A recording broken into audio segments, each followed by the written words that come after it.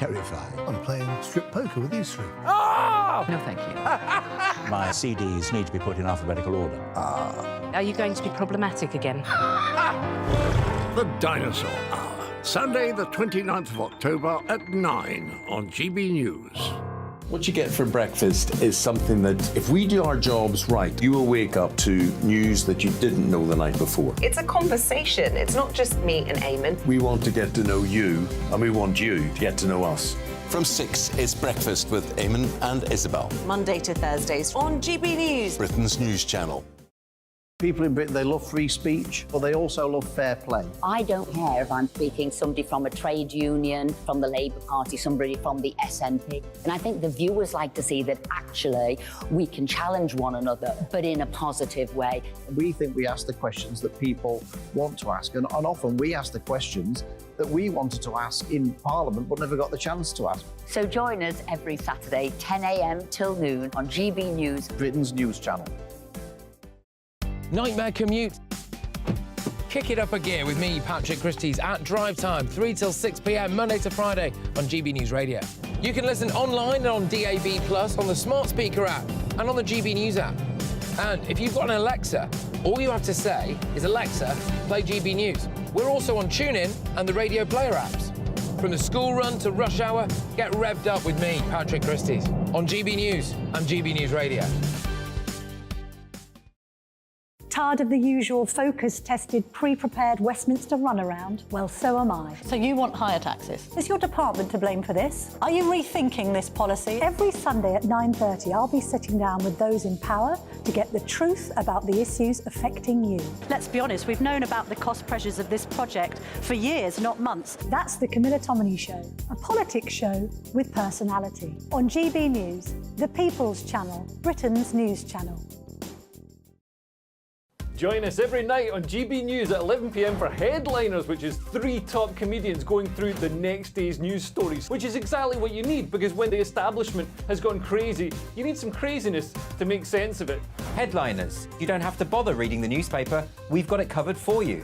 Every night at 11 p.m. and repeated every morning at 5 a.m. We won't send you to sleep like some of the other paper review shows out there. So join us 11 p.m. every night on GB News. The People's Channel, Britain's news channel.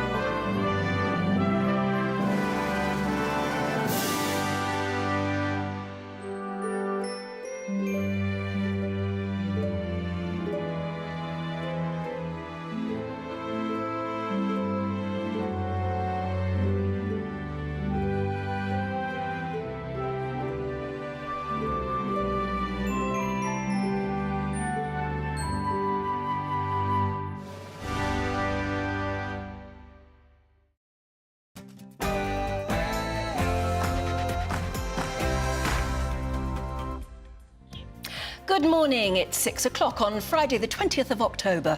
Today, a double by-election defeat for the Tory party as Labour secures a seismic victory in Tamworth and mid-Bedfordshire, with the Prime Minister now facing calls for an early general election.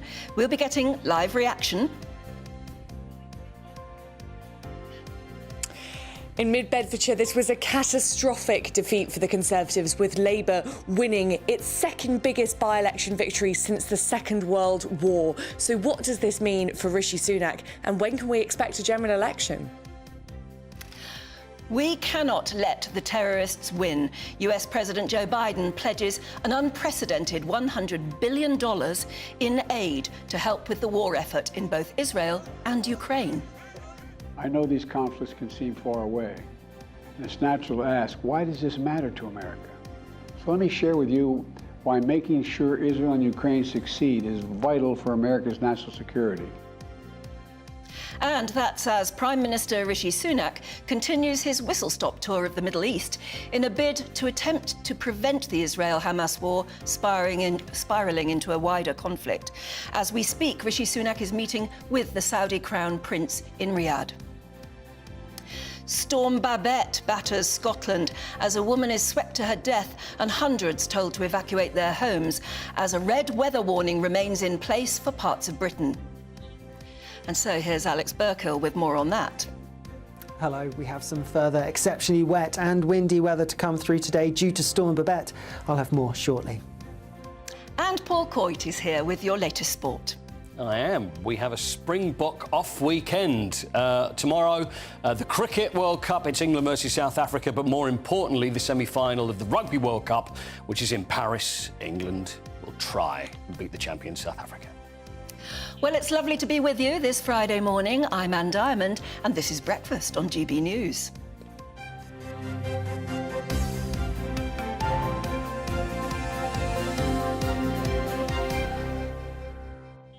And throughout the morning, obviously, we're going to be learning more about the weather and how it may be affecting you. In fact, do get in touch and let us know what's happening in your area. I had a really dismal drive in to the studios this morning, even though it's nowhere near as bad in the south at the moment as it is in the north. The rain was coming down in bucket loads, and it makes it very, very difficult and dodgy to drive. So do get in touch, gbviews@gbnews.com. Let us know what it's like where you are. But first, politics is our top story, and Labour has dealt a double by-election blow to Rishi Sunak by overturning huge Conservative majorities in Tamworth and Mid-Bedfordshire. Sir Keir Starmer claimed Labour was redrawing the political map by taking seats which had been comfortably Conservative ahead of the general election, expected, of course, next year. In Mid-Bedfordshire, Alistair Strathern took the seat with a majority of 1,192 over his Tory rival, and following his win, he told reporters he was ready to get to work. I'm just so humbled and grateful because this has been such a big campaign for me. I grew up around here, this area means so much to me, and to see people across these towns and villages placing their faith in me today has just been so exhilarating, and I'm going to be working incredibly hard from tomorrow to show them they made the right choice. Meanwhile, in Tamworth, Labour's Sarah Edwards defeated Tory Andrew Cooper by a majority of 1,316. Speaking after the declaration, Edwards said the public has had enough of cuts to public services. Tonight, the people of Tamworth have voted for Labour's positive vision and a fresh start. They've sent a clear message to Rishi Sunak and the Conservatives that they have had enough of this failed government, which has crashed the economy and destroyed our public services. Well, what do we all make of what's happened overnight? GB News' political reporter Olivia Utley is in Westminster. Morning, Olivia. It's interesting, isn't it? On by-election victories and various different sorts of results, obviously the winners always say it's because they've won resoundingly and it's time for change. And no doubt the Tories will just sort of say, oh, well, this is a by-election and things happen in by-elections. How do you read it? Well, I think normally you can take by-elections results with a bit of a pinch of salt. Normally the turnout is pretty low. Normally it's an opportunity for constituents to rage against the government without their rage meaning very much. They know that the government isn't actually going to change hands, so they can choose to vote for the opposition party as a sign that they are discontent with what's going on right now. But this time, I think, it is too much of a massive swing away from the Conservatives just to try and explain it away. To lose Tamworth would have been very, very bad for the Conservatives. They had a 19,000 majority there. But to lose Mid-Bedfordshire as well, where they had a 24,000 majority, is really pretty shocking. Yes, turnout was low. Yes, there'll be sort of anger votes against the Conservatives. But swings of this size are pretty much unprecedented. The swing in Mid-Bedfordshire away from the Conservatives was the second biggest by-election win for Labour since the Second World War. Now, the first biggest was in 1996, just before Labour swept to that enormous Tony Blair victory. I think what we're hearing in Westminster this morning is that until now, the idea of Labour just sweeping across the map in a huge general election win of the kind that we saw in 1997 with Tony Blair was thought to be pretty unlikely, given that the Conservatives at the moment have an 80-seat majority. Now, the prospect of a Labour win on that scale is looking increasingly likely. Things are looking very, very good for Keir Starmer. And now, to me, it's just a question of how long Rishi Sunak will be able to hold off calling a general election. We were all expecting a general election either in the spring or the autumn of next year. Now it's looking quite likely that he could hold off until December 2024, just in the hope that things can get better for the Conservatives. At the moment, things are very, very bad indeed. We are looking at the sort of redrawing of the electoral map that we saw when Margaret Thatcher swept to victory and when Tony Blair swept to victory. Yes, has Keir Starmer been saying anything yet? Because obviously we're going to be hearing calls for an early general election, but that's just what they say, isn't it, the day after? It is always what we hear the day after, and I'm sure we'll hear the same from the Lib Dems as well. We're expecting to hear from Keir Starmer, I think, in about an hour, maybe a little bit more, and I'm sure we will hear a call for a general election. I expect Rishi Sunak will not want to heed that call. What he believes at the moment, so we're hearing, is that if he can hold off until the very end of next year, then he's hoping that some of the chaos that's ensued from rising interest rates will have calmed down. So he's hoping that inflation will have fallen, interest rates will have fallen, and people on mortgages will be in a better position and perhaps more willing to vote Conservative. It's a pretty big gamble because, of course, we're going to have more by-elections just like this one, and the expectation is that Labour will just keep on winning. We're also then expecting local elections next May, and if the Conservatives are trounced in those local elections, as they have been in these two by-elections, then Rishi Sunak will be in an even worse position going into a general election next December than he would be if he chose to have it earlier.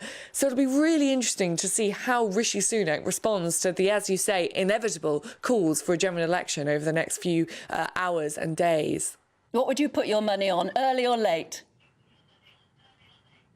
I would put my money on a late general election. I think Rishi Sunak would like to hold out. He's a very cautious man, and he knows that if he can extend the pain, push the pain down the road a little bit, then that'll probably be easier for his MPs. OK, we'll join you a bit later on then, Olivia. Thanks very much indeed for that. There you are. That's the news overnight, those two by-election results coming in just in the last couple of hours. It's 9 minutes past 6. Now, the US President Joe Biden addressed Americans last night where he tried to convince them to fund $100 billion in new spending to buy weapons and send humanitarian aid to Israel and Ukraine. Let's have a look and a listen. I know these conflicts can seem far away, and it's natural to ask, why does this matter to America? So let me share with you why making sure Israel and Ukraine succeed is vital for America's national security. American values are what make us a partner that other nations want to work with. To put all that at risk if we walk away from Ukraine, if we turn our backs on Israel, it's just not worth it. That's why tomorrow I'm going to send to Congress an urgent budget request to fund America's national security needs, to support our critical partners, including Israel and Ukraine, is a smart investment that's going to pay dividends for American security for generations. Well, Gaza continues to suffer more destruction as now a Greek Orthodox church is hit in a strike, killing more civilians. The Greek Orthodox Patriarchate of Jerusalem said targeting the church constitutes a war crime. Israel continues to heavily bomb Gaza, and hundreds of thousands of people have fled their homes. These are the latest pictures from Gaza that show the devastation and misery for many thousands of people. The enclave also remains under siege, with Israel blocking supplies of water, electricity and fuel across its border. But a deal reached with Israel this week means there is hope that aid waiting in Egypt can cross the border into Gaza in the coming hours. Israel insists it's only striking hundreds of Hamas targets in Gaza, which continues to hold more than 200 hostages. Among those held captive are 2 Britons. Today, the diplomatic mission to stop the conflict spilling over between Israel and other Arab countries continues as the Prime Minister tours the Middle East, meeting with the Saudi Crown Prince in Riyadh as we speak right now. Yesterday, Mr. Sunak told Israel's Prime Minister Netanyahu that the UK was proud to support Israel. Well, in a moment, we'll have the latest live from our reporter in Israel. But first, Dan Warren reports on Rishi Sunak's war zone mission. Very good to see you again. I'm sorry about the circumstances. In a succession of Western leaders and senior politicians being hosted in the Middle East, the Prime Minister has picked up where President Biden left off. Israel's allies are on a united mission to show solidarity with the war on Hamas terrorism while trying to keep the wider region stable. Welcome, Prime Minister. Rishi Sunak was playing his part in sending a message to Iran, which supports Hamas and Hezbollah in neighbouring Lebanon, that a wider regional conflict would have consequences. Israel's allies want to contain the conflict by minimising the human suffering. We also recognise that the Palestinian people are victims of Hamas too. And that is why I welcome your decision yesterday that you took to ensure that routes into Gaza will be opened for humanitarian aid to enter. But I also want to thank you for the support that your government has given to the families of British nationals caught up in this horror, including your efforts to release the hostages, secure their release. With military support coming from its allies, Israel is likely to ramp up its war on Hamas with a major land, sea and air invasion of Gaza. In September, Israel was on the cusp of negotiating peace with Saudi Arabia, with a visit to the region by the Saudi ambassador, including a tour of the occupied West Bank. So, in Saudi Arabia, a critical meeting with the Crown Prince Mohammed bin Salman, who has made it clear that the war on Hamas has derailed its new, closer ties with Israel. Not so, perhaps, according to Downing Street, which says the Prime Minister encouraged the Crown Prince to use Saudi's leadership in the region to support stability, both now and in the long term. Some experts believe that the aim of the Hamas attack on October is to end closer ties between Saudi Arabia and Israel. If Hamas succeeds, the West will have lost a crucial player in bringing about peace in increasingly dangerous times. Well, our reporter Charlie Peters is in Tel Aviv for us, and we can cross live to him now. Good morning, Charlie. You've been there nearly 2 weeks now, and every day is this constant threat of invasion by land, sea and air, and yet it still hasn't quite happened. So what is actually happening? Well, that convoy still remains on the south, on the border with the Gaza Strip. And last night we heard, I think, the statement that will not be walked back from. A Defence Minister, Yoav Gallant, saying to troops on that border that you can see Gaza from afar, but soon you will see it from the inside. Those kind of statements are a direct call that this invasion will happen. It's now a matter of when, not if. We also heard from a general speaking to troops down in the south discussing the upcoming manoeuvres and that the order will come. The question now is what will happen when that invasion takes place and what is the end state? We know what the primary objective is. The primary objective is to secure the north of the Gaza Strip and to remove the Hamas terrorist capabilities in that area. But there is a concern in Israel that the war cabinet here and the unity government has not decided what they are intending to do once they complete that mission. This is a rushed strategic objective. That's the concerns here and indeed across the world, particularly in the US. It's understood that President Joe Biden pressed for more information on the long-term strategy in the Gaza Strip. But while Joe Biden is concerned about strategy and indeed funneling aid into both Ukraine and Israel, his troops are coming under attack in the region. Last night, a US Navy destroyer off the coast of Yemen in the Red Sea intercepted 3 missiles and some 8 drones heading north, fired likely by the Houthi terrorist militia. This is an Iran-backed proxy group operating in Yemen, which has been battling with Saudi Arabia for many years. Those missiles almost certainly going north towards Israel. And at the same time, over the last 48 hours, American troops and contractors deployed in Iraq and Syria have been targeted by missile strikes and suicide drone attacks. This represents the clearest sign of escalation by the Iranians since this conflict started. And in the north this morning, the north of Israel, on that border with southern Lebanon, we've also heard information about another town in the north being evacuated as Israel extends its compulsory evacuation order for civilians there as that conflict heats up. Some 30 missiles were fired from southern Lebanon into the north yesterday. So escalation by the Iranian proxies in the east across the Arab region and also in Yemen more recently, and this upcoming order for that likely ground invasion. OK, Charlie, we'll leave it there for the moment. We'll be joining you, of course, later on in the programme. Thanks very much indeed. Thank you. That's Charlie Peters there, our reporter in Tel Aviv. But right now, let's bring in American political analyst Eric Ham for more on this. A very good morning to you, Eric. Yes, President Biden made that very interesting speech to the nation. It's quite rare that we hear directly from the Oval Office, isn't it? Pledging $100 billion for both Ukraine and Israel. How is that going to go down with the ordinary people of America and indeed the houses?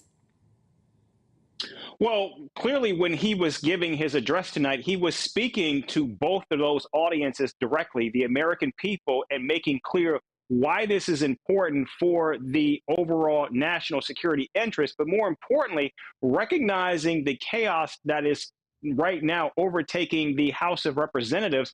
The president was also placing enormous pressure on House leadership to actually find someone to become the speaker, because that's the only way he can get this $100 billion aid package through Congress and get those much needed resources both to Ukraine and Israel. Yeah, I mean, what does have to happen next? Does there have to be a vote? Could this big pledge, which sounds so resolute, could that actually be a problem?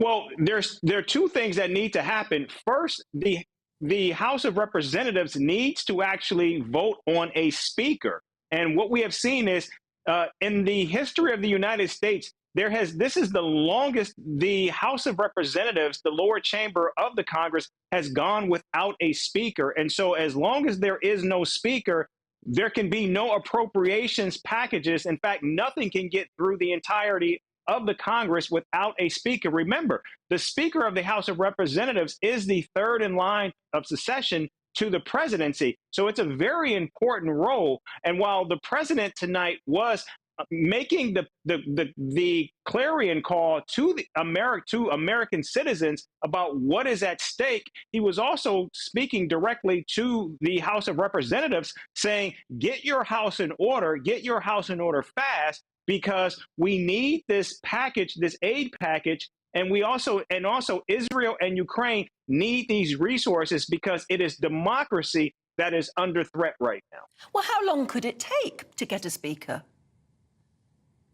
That is the $64,000 question. We have no idea. In fact, we know that there is going to be a vote at 10 a.m. Eastern Standard Time here in Washington, D.C. Today on the next speaker. But right now, Jim Jordan, who is in line for that speakership, it is not clear that he actually has the votes. Now, already we know there was a whole-scale rejection by his supporters to empower the current Speaker pro tem who is in that position. But until there is a speaker right now, much of that aid that Israel needs, that Ukraine needs to continue to try to ward off Russia, none of that can actually go to those key areas that need that funding. Yeah, ultimately it makes it an empty promise until he can actually deliver on a speaker and then on the $100 billion pledge. But Eric, thanks very much indeed for joining us. That's political analyst Eric Ham. OK, now closer to home, I was asking you, and do get in touch, by the way, if the weather is being problematic for you. I had a terrible drive-in this morning, and it's nothing like, in the south, it's nothing like it is in other parts of Britain, where a red weather warning remains in certain parts of England and Scotland. And residents of hundreds of homes have been urged to evacuate as Storm Babette batters the country. Thousands of families have lost power and are facing flooding from what they're calling unprecedented amounts of rain. And of course, sadly, a 57-year-old woman, we've learned, has died after being swept into a river in Angus in Scotland. In fact, Angus Council, responsible for a large area in the east of Scotland, north of Dundee, has called an evacuation of nearly 400 homes. Well, with me in the studio right now, weather journalist Nathan Rao. A very good morning to you. Very good morning. Yeah, I mean, like I was saying, it sort of seemed bad down here in the south where I've been, but in certain parts of Scotland, it is... it's unprecedented. Yeah, I mean, this is Storm Babette that everyone's been talking about over the last couple of days. This is the second official storm of the season.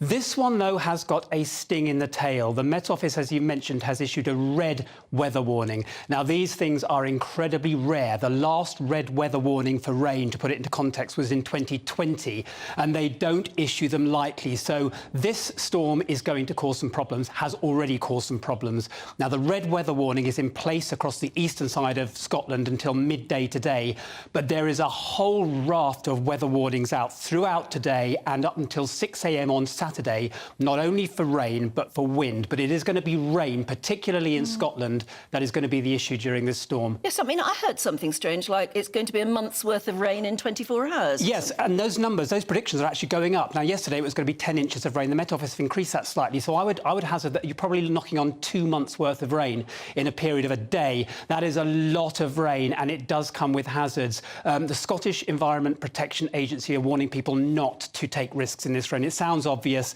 but people do. No, when there's a red weather warning, it means danger. It means danger, and to put it into context, 30 centimetres of rainwater can move a car. So if you go out driving in this sort of red warning, you're not in control of the car. Don't walk in the rain. Stay away from coastal areas. That's the RNLI. Yeah, don't go sightseeing looking at the rain. No. I mean, this storm is going to last probably until about Saturday morning, the worst of it. It's a very slow-moving storm, and this is not what you want to hear when we talk about storms in autumn. Usually they come in quite quickly, and it's after 24 hours they're gone. This is moving very, very slowly, and that's what causes the problem with the rain, because it stalls over the country. So wait until this storm has passed, and it's looking better going through the latter part of the weekend. Where's the storm actually come from? Because obviously it's carrying an awful lot of water. It is. It's coming in off the Atlantic. It's a typical autumn storm. It's coming in off the Atlantic. These things pick up water, moisture from the Atlantic. As I mentioned, what they usually do, and what storms we tend to see at this time of year, is they move through in about 24 hours. That's what the last two have done.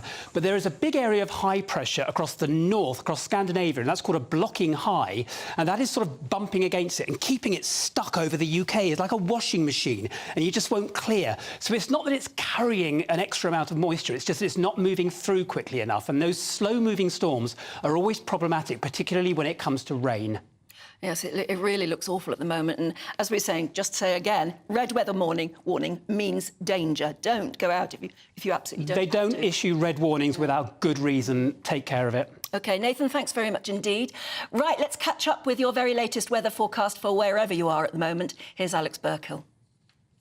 Hello, very good morning to you. I'm Alex Burkill, and here's your latest GB News weather update. Storm Babette has already brought a significant amount of rain, particularly to parts of Scotland, and we have further very wet and windy weather to come as we go through today.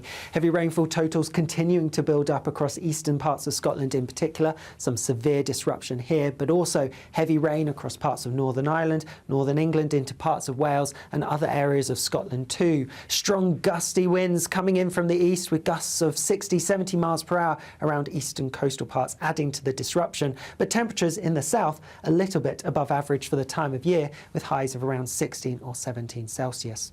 The wet and windy weather continues as we go through this evening and overnight, with the weather system continuing to push its way in from the east. As a result, it's always eastern areas which are going to see the heaviest rain, and that's where we're most likely to see the greatest disruption. Again, temperatures aren't going to drop much overnight because of the cloud, the rain, the strong winds. It is going to be a mild night for many, though some clear skies towards the south.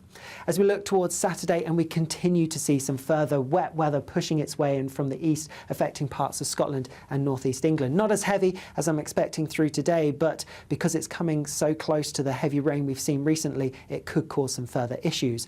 Elsewhere across England, Wales and Northern Ireland, a drier picture, but a scattering of showers and temperatures a little bit above average for the time of Alex, thanks very much indeed. That's just reminded me, actually. I mean, when it's this wet at the moment, it shows up small problems, and I've got a leaky kitchen window that I'm probably going to have to go home and take some care of. Do let us know how you're coping with the weather and what it's like wherever you are, actually. Love to hear from you. gbviews@gbnews.com. Now, England are preparing to take on South Africa in tomorrow's semi-final of the Rugby World Cup. Paul Coit will be here with the latest on that. You're watching Breakfast on GB News.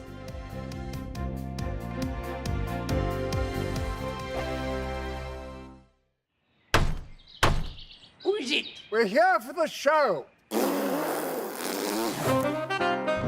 More energy this time! Welcome to the Dinosaur Hour. I was married to a therapist. And you survived? I thought we were getting Hugh Laurie. Second best. You interviewed Saddam Hussein. What's that like? I was terrified. I'm playing strip poker with these three. Oh! No, thank you. My CDs need to be put in alphabetical order. Are you going to be problematic again? The Dinosaur Hour. Sunday, the 29th of October at 9 on GB News.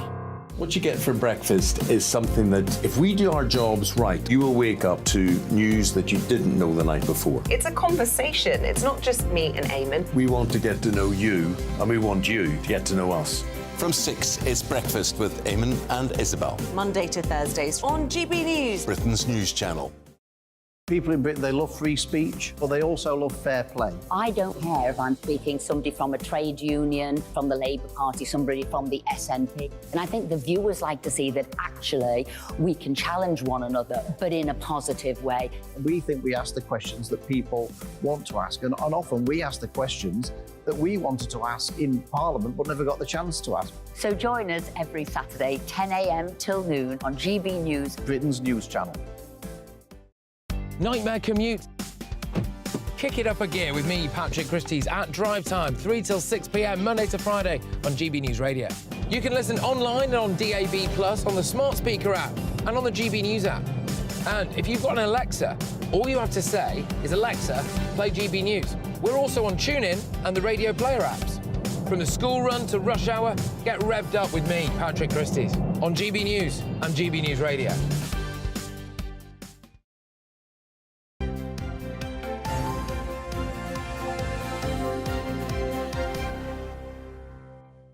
Welcome back. You're watching and listening to Breakfast with me and Diamond this morning. It's 6:28. Right, let's get on with a few of the top stories that are coming into our newsroom right now. A double by-election defeat for the Tory party as Labour secures a seismic victory in Tamworth and Mid-Bedfordshire, with the Prime Minister facing calls for an early general election. We cannot let the terrorists win. US President Joe Biden pledges an unprecedented $100 billion in aid to help with the war effort in both Israel and Ukraine. I know these conflicts can seem far away. And it's natural to ask, why does this matter to America? So let me share with you why making sure Israel and Ukraine succeed is vital for America's national security. And that's as Prime Minister Rishi Sunak continues his whistle-stop tour of the Middle East in a bid to attempt to prevent the Israel-Hamas war spiralling into a wider conflict. As we speak, Rishi Sunak is in meeting right now with the Saudi Crown Prince in Riyadh. And Storm Babette batters Scotland. And we heard, sadly, that a woman was swept to her death and hundreds told to evacuate their homes as a red weather warning remains in place for parts of Britain. Well, let's go through the sport now. Here's Paul Coit. What's up? Quite a lot going on, especially this weekend. And I did mention it's a Springbok off. I don't know whether that's a phrase that's being used, but I like it. But it's, yes. England versus South Africa. It's going to happen twice. Didn't I tell you England was going to win? You did, but what last year you did. I did. But the thing, it was Fiji. I was just trying I was erring on the side of caution. You were trying to be nice to people. I was. Okay. Well, we'll see how things go at the weekend. So the first one is Well, I should mention the game tonight because there's two semi-finals now in the World Cup. So it's New Zealand are going to be playing Argentina. Now, you would imagine New Zealand would win. You would imagine it's going to be a walkover. But last year, they had a really bad run and they were actually beaten by Argentina.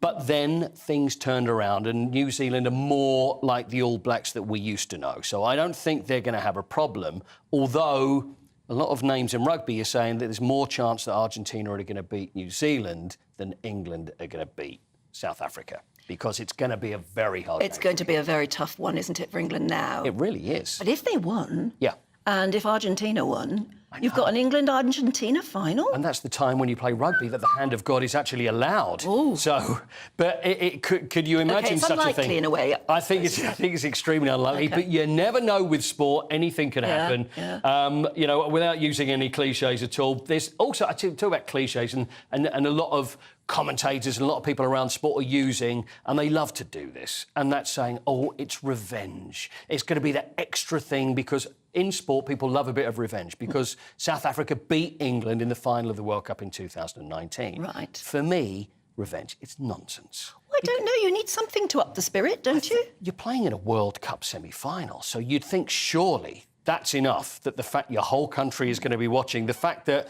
yeah, it's a World Cup semi-final, we could get to the final, we could be world champions, but it's that revenge is what we really want. I don't believe that for a second. There's bigger things at play here, and it's going to be a huge game. It's going to be tough, but there is always a chance. And it's sounding like I don't think there is a chance. No, it does. I know. But what's the timetable for all this then? When are they being right, played? so we've got the New Zealand game, New Zealand-Argentina, which is tonight.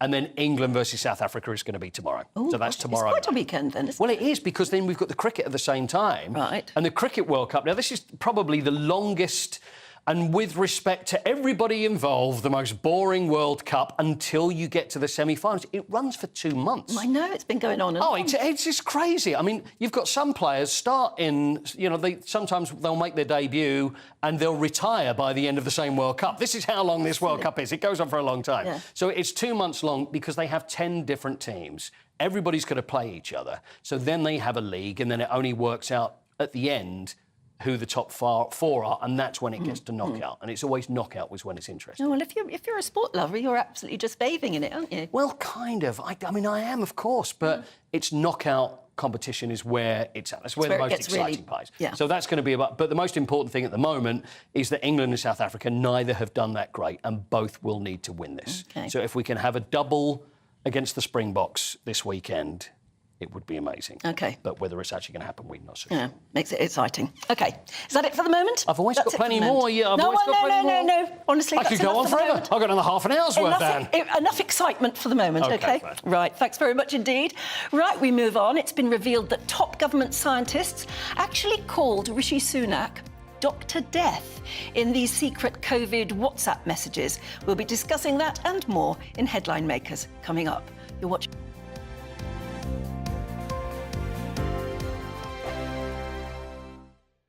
I think the most exciting bit for me is talking to ordinary people. People who I think are ignored often by the major news channels. We're going to give news they want to hear. There's a voice there that needs to be heard. I think there's a chance here for a diversity of opinion to be expressed, which you don't find elsewhere. It's really exciting. We don't hold back. We're free to say how decisions that are taken here affect us all around the country. Only on GB News, the People's Channel, Britain's news channel. There's only 3 people you can trust in life. Your doctor, your lawyer, and your nana.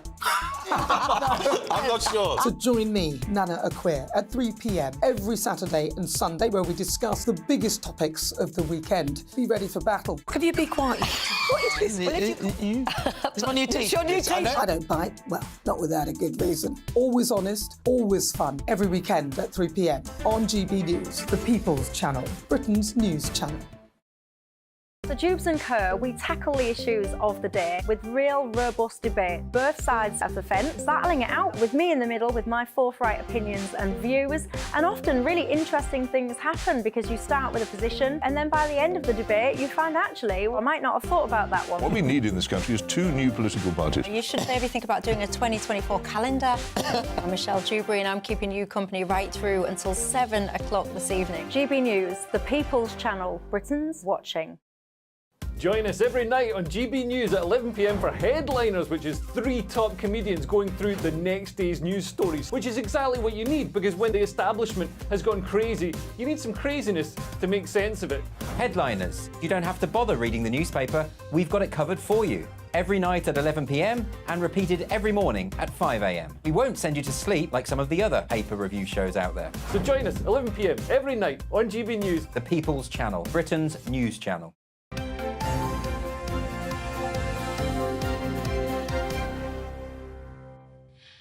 Hi there. Yes, it's 6:35. You're watching Breakfast here on GB News with me, Anne Diamond. But I'm joined now by the Deputy Editor of Spiked, Fraser Myers, and, of course, our showbiz reporter, Stephanie Tecci, who are going to look through the papers. Very good morning to you. Good morning. Good morning. Nice to see you. Right. This is extraordinary, Fraser. These WhatsApp messages that are coming out now to the COVID inquiry, and the way that these people spoke to each other. Yeah, and the way that they speak about each other and about politicians. So the headline here in the Mirror is Rishi Sunak was branded Dr. Death by one of the scientists behind the scenes. That's, of course, when he was Chancellor. This is when he was Chancellor. Yeah. Dame Angela McQueen. Essentially, this is after the Eat Out to Help Out scheme. People might remember that, when you could get 50% off your food. That was at the time. I mean, it's so long ago now to remember. Rishi Sunak was the most popular politician in the country. We all thought it was a great idea. I thought by that time we had all been bored of being locked up. Yeah. We needed something to make us be social again. So I think it's quite cruel that they've labelled him Dr. Death. And it was in a bid to actually try and revive the hospitality industry. Well, exactly. The hospitality industry had been shut down for several months. Many businesses were on the brink, and this was a way of boosting that, but also, giving people a bit of a relief after months of lockdown. And I think the accusation is really unfair, because actually it's reading history backwards a little bit. If people really look back at it, COVID cases actually exploded later on in the autumn and then the winter when we had a new variant. That was when things really got out of control and people started to die in large numbers. It wasn't in the summer, in August, when this Eat Out to Help Out scheme. So why did they call him Dr. Death? I think there was a sort of general mood. I think it might have led to some increase in cases, but not a big explosion.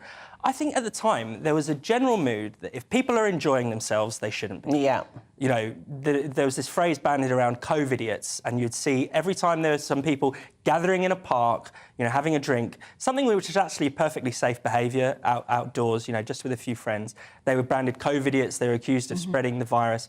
There was just a sense that if you are, there was a Puritan atmosphere, I think. If you're having fun, then you're killing people. Yes. Whereas if you're doing something noble, what I can't make up my mind is these were WhatsApp messages, and all of us are on various WhatsApp groups, aren't we? Where you believe that it is encrypted from end to end, so it's totally private. Is it fair then?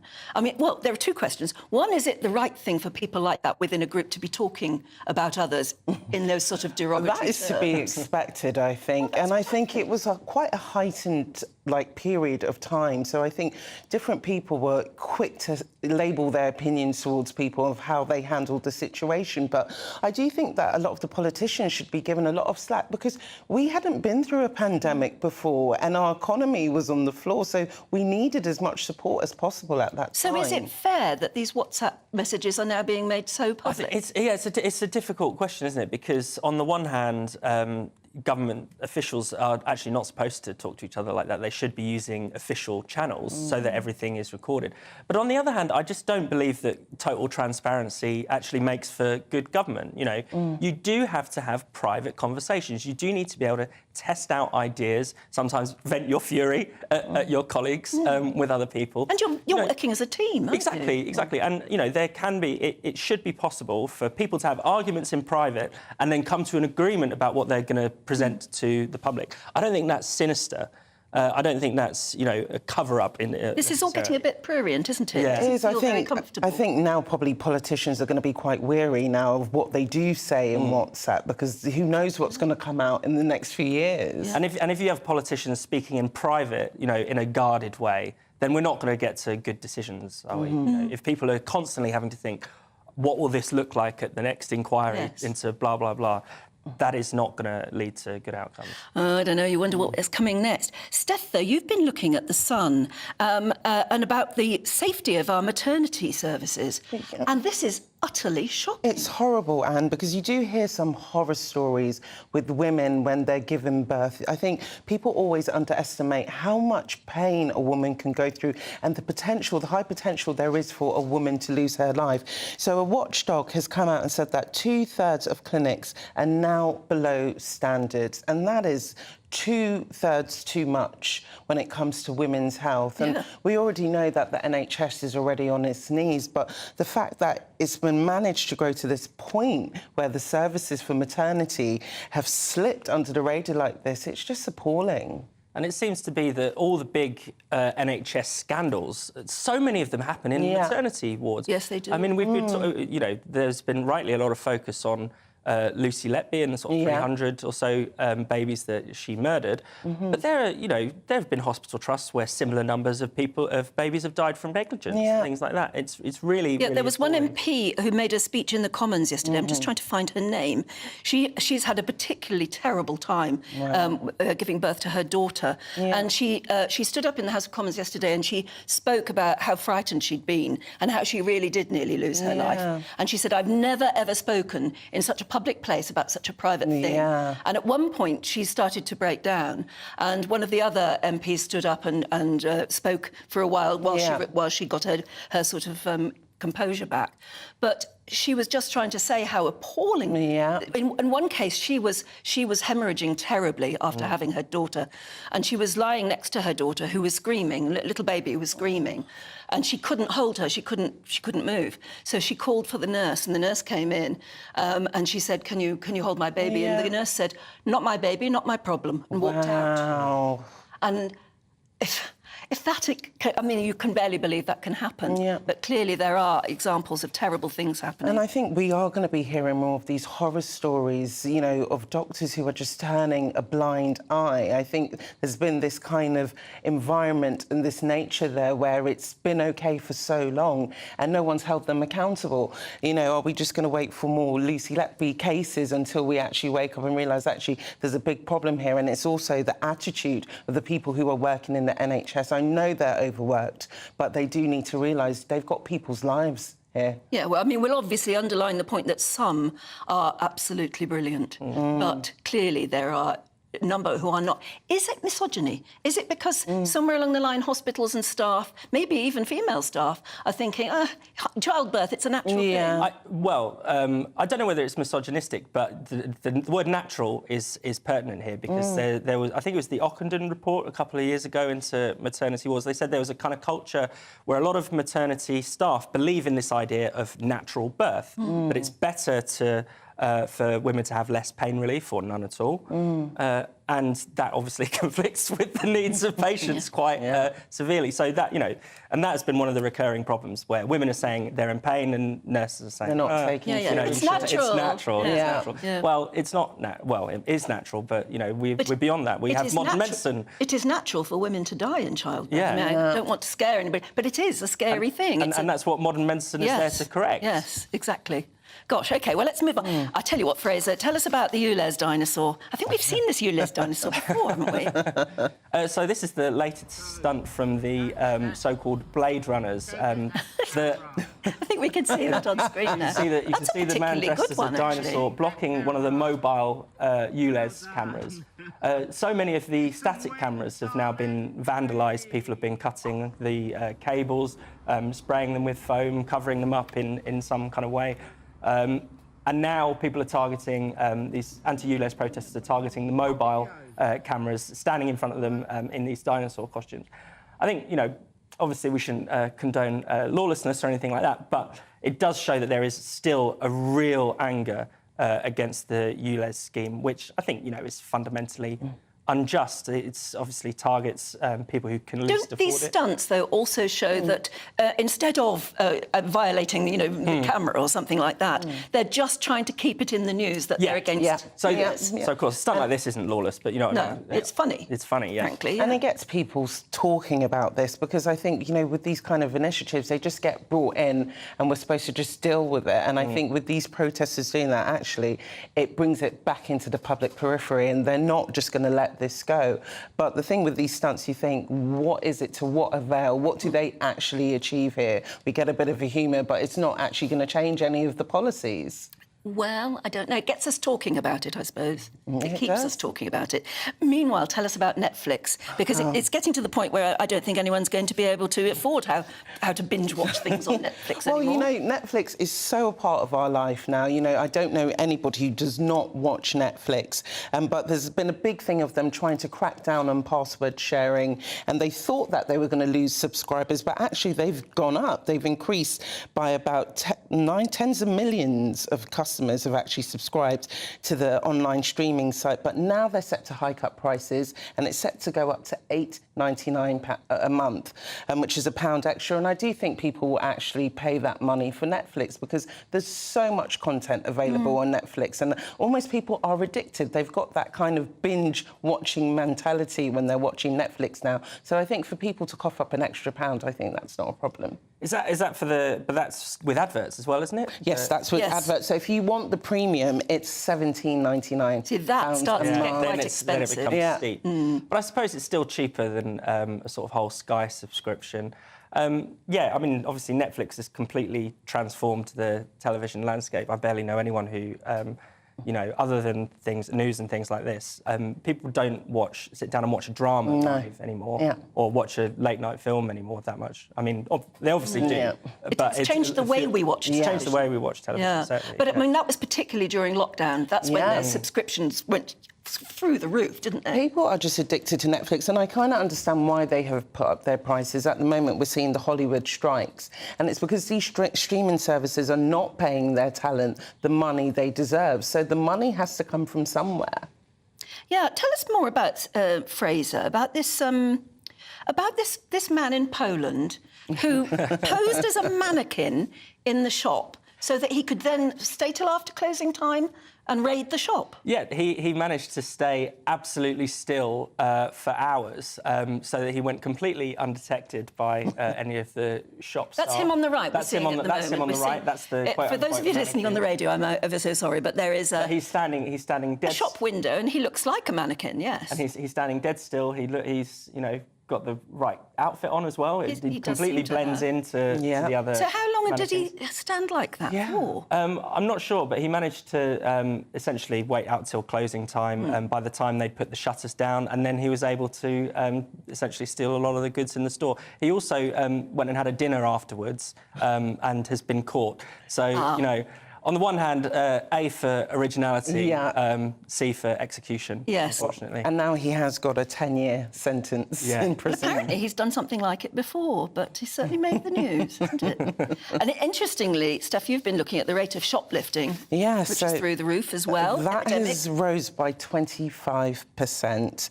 We know that the police are also up to their neck with solving crimes, but it seems that shoplifting is going under the radar. There's been like 1.7 million offences in a year.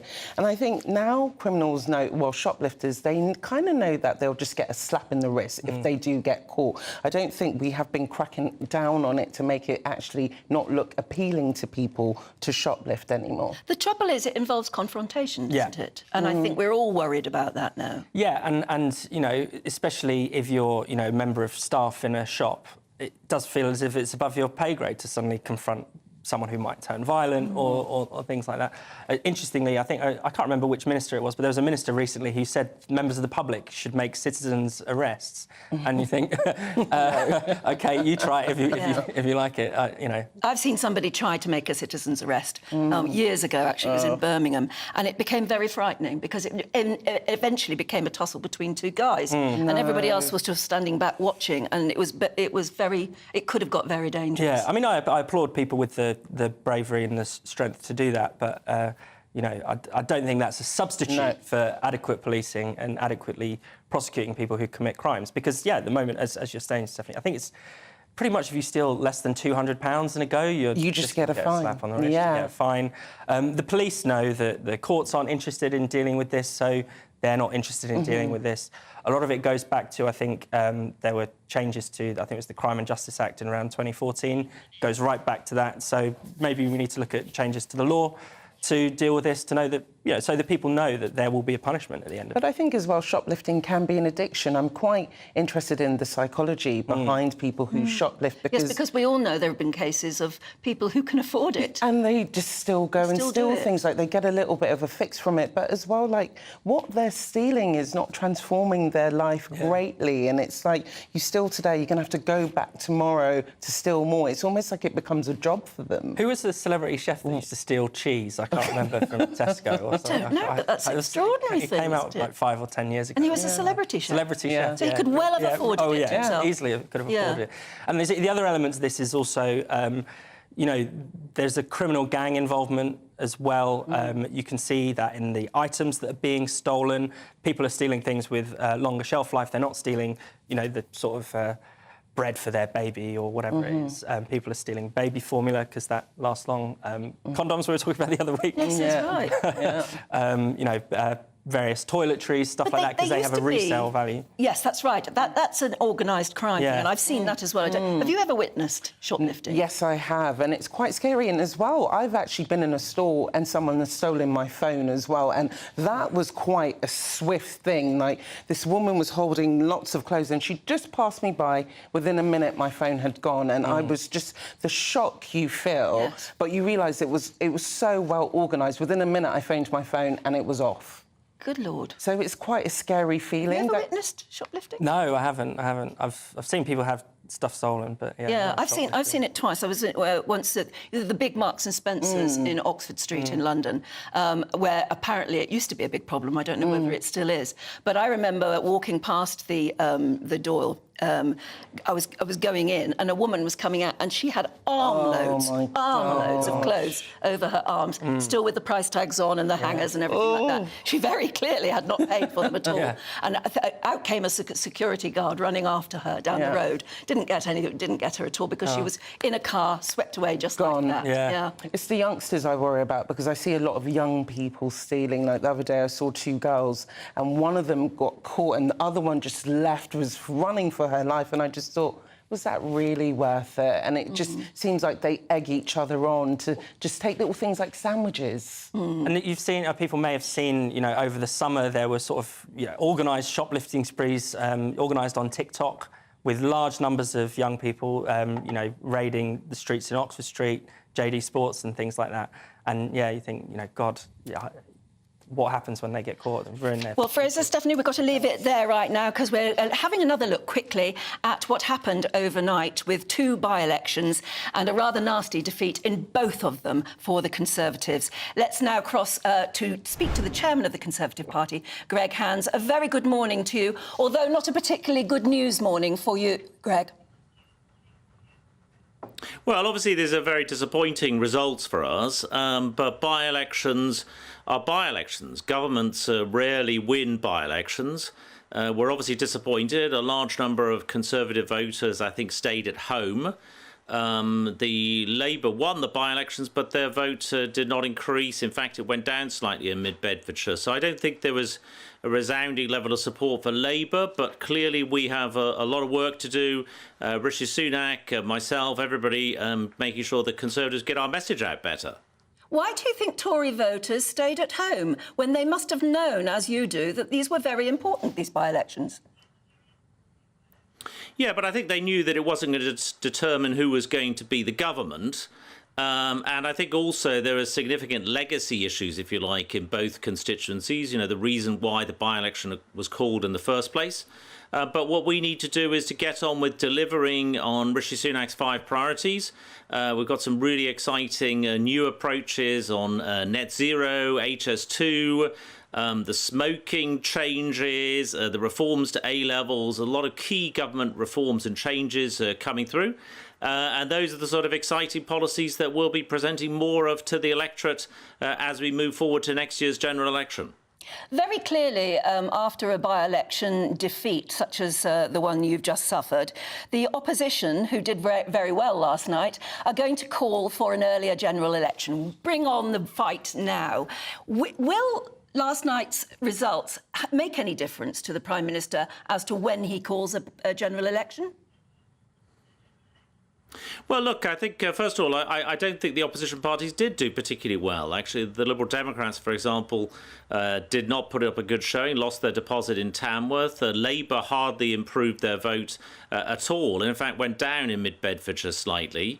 But I don't think that will have an impact on the general election. Clearly, we need to recognise that a large number of our Conservative voters did not come out yesterday in Mid-Bedfordshire and Tamworth, despite having excellent candidates in Festus Akinbusoya and in Andy Cooper. So we need to work harder. We need to make sure that people get the government message that we are delivering against the 5 priorities, making progress and moving forward with exciting new policies as well. Well, you say you must work harder, but what else can you do now? I mean, you say your policies are exciting, but they're clearly not exciting enough to give you those 2 seats last night. Well, clearly we are making progress. We are reducing inflation. All of the indicators are that debt will be starting to fall. We're getting to grips with hospital waiting lists. The boats, I think the number of boat arrivals is 20% down on last year. Obviously, it's still too high. That's why I say there's still work to be done. We need to keep delivering against those 5 priorities. So what's next? I mean, what's next for you? What changes may we see now from the Tories in order to sort of garner the support you need over the coming months? Well, I think we'll continue to deliver against the 5 priorities, and we will continue to put forward an exciting programme under Rishi Sunak going forward. You know, clearly we need to think about, reflect on the reasons that people didn't come out to vote yesterday. They're both very low turnout by-elections. You know, we need to reflect on that, digest that as well. But we ultimately need to be getting on with the important job of governing the country, making sure that we halve inflation, reduce debt, grow the economy, reduce hospital waiting lists and stop the boats. And very, very briefly, how do you think the Prime Minister is doing in the Middle East at the moment? Well, I think he's again engaging a really important meeting, showing our strong support for Israel, which has been a victim of these terrible terrorist attacks. So the meetings yesterday with the Israeli Prime Minister, with the Israeli President, but also engaging more broadly across the region. So also yesterday in Saudi Arabia, I think the Prime Minister is currently on his way to Egypt.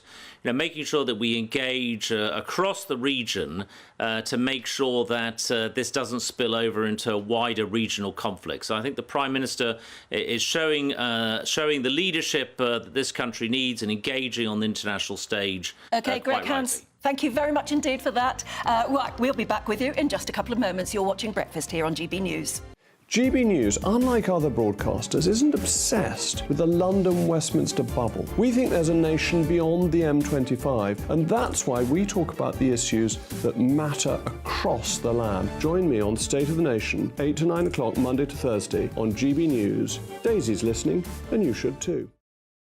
There's only 3 people you can trust in life. Your doctor, your lawyer, and your nana.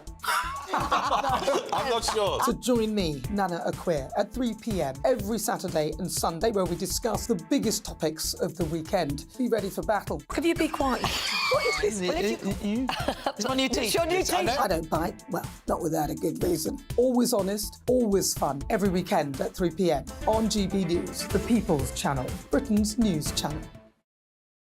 Tired of the usual focus-tested, pre-prepared Westminster runaround? Well, so am I. So you want higher taxes? Is your department to blame for this? Are you rethinking this policy? Every Sunday at 9:30, I'll be sitting down with those in power to get the truth about the issues affecting you. Let's be honest, we've known about the cost pressures of this project for years, not months. That's the Camilla Tominey Show, a politics show with personality. On GB News, the People's Channel, Britain's news channel. We're here for the show. More energy this time! Welcome to the Dinosaur Hour. I was married to a therapist. And you survived? I thought we were getting Hugh Laurie. Second best. You interviewed Saddam Hussein. What's that like? I was terrified. I'm playing strip poker with these three. Oh! No, thank you. My CDs need to be put in alphabetical order. Are you going to be problematic again? The Dinosaur Hour. Sunday, the 29th of October at 9 on GB News.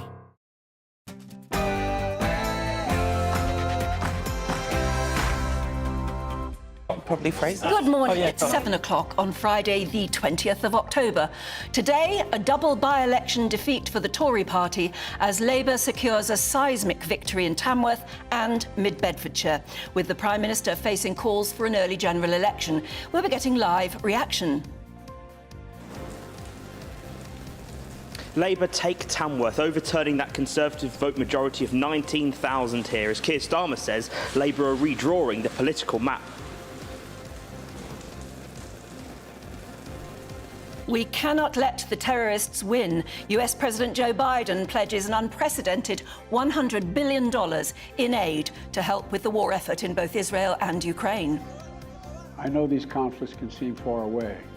And it's natural to ask, why does this matter to America?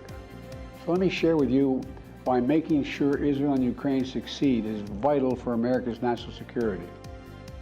And that's as Prime Minister Rishi Sunak continues his whistle-stop tour of the Middle East in a bid to attempt to prevent the Israel-Hamas war spiralling into a wider conflict. Overnight, Rishi Sunak has met with the Saudi Crown Prince in Riyadh. Charlie Peters has the latest for you.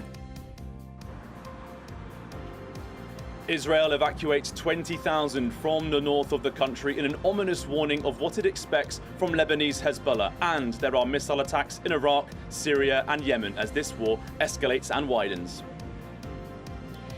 And as over 2,000 actors and musicians sign a letter condemning what they call Israeli war crimes, we're going to be debating whether celebrities should actually stay out of politics.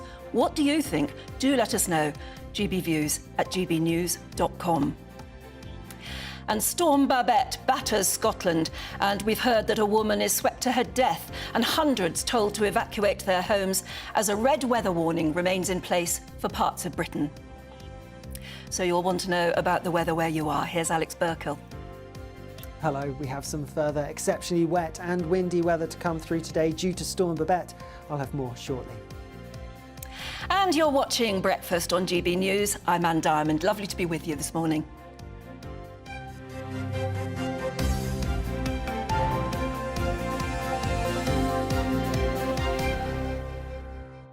And do let us know how the weather is affecting you this morning. I had a miserable journey in today. The weather was terrible, so much rain coming down. And this is the south of the country. Of course, the further north you go, I think the weather is getting, well, dangerous. We know it's a red weather warning, which means danger. So please be very careful.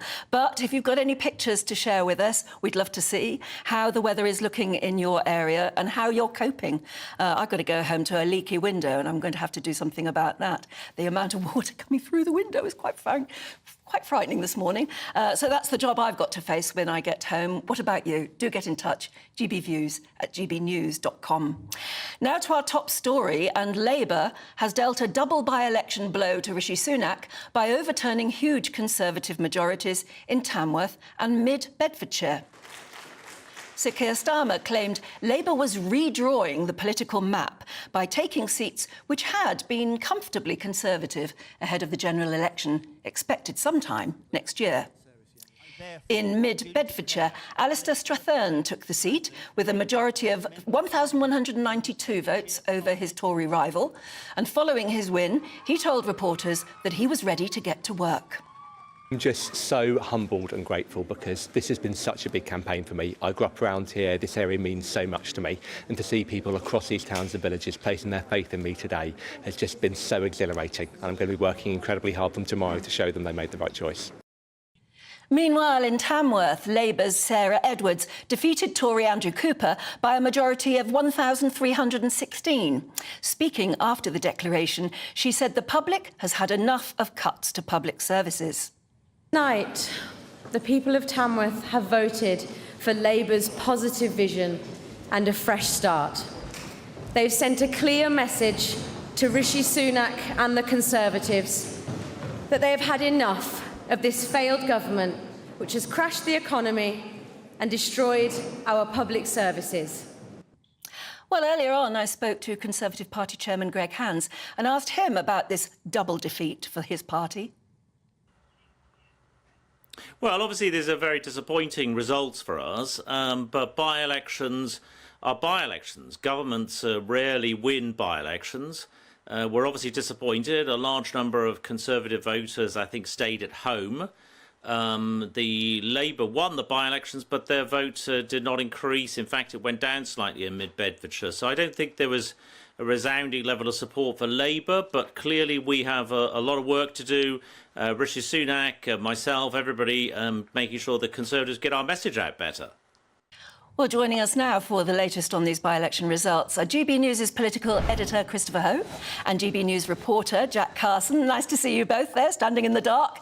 Let's go to you, Jack, first of all. Yes, it's quite a night, overnight in Tamworth.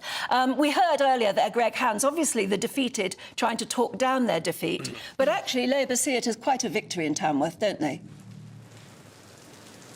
Well, it certainly is. I mean, before this by-election, of course, the Conservatives held more than a 19,000 vote majority here. It was almost going to be unheard of for them to be able to overturn and have such a political swing. But that's exactly what Labour achieved here overnight. And yesterday, as voters headed to the polls, Labour securing 45% of the vote share here and overturning, of course, that majority. Turnout, of course, does always have a big part to play in by-elections. It was only a 35% turnout here in Tamworth, which would have had some impact, of course. But Labour still increased their vote share. And, of course, before the election took place, I was here in Tamworth. I was speaking to people, speaking to voters, asking them what it really is that's important to them. And every point that they were bringing up, whether it was the redevelopment of the High Street here and whether this High Street could be revived, whether it was doctors' appointments, whether it was feeling safe in the area with antisocial behaviour and more visible policing. All of those points were points which Labour's Sarah Edwards were putting forward as part of her local manifesto. So perhaps it's no surprise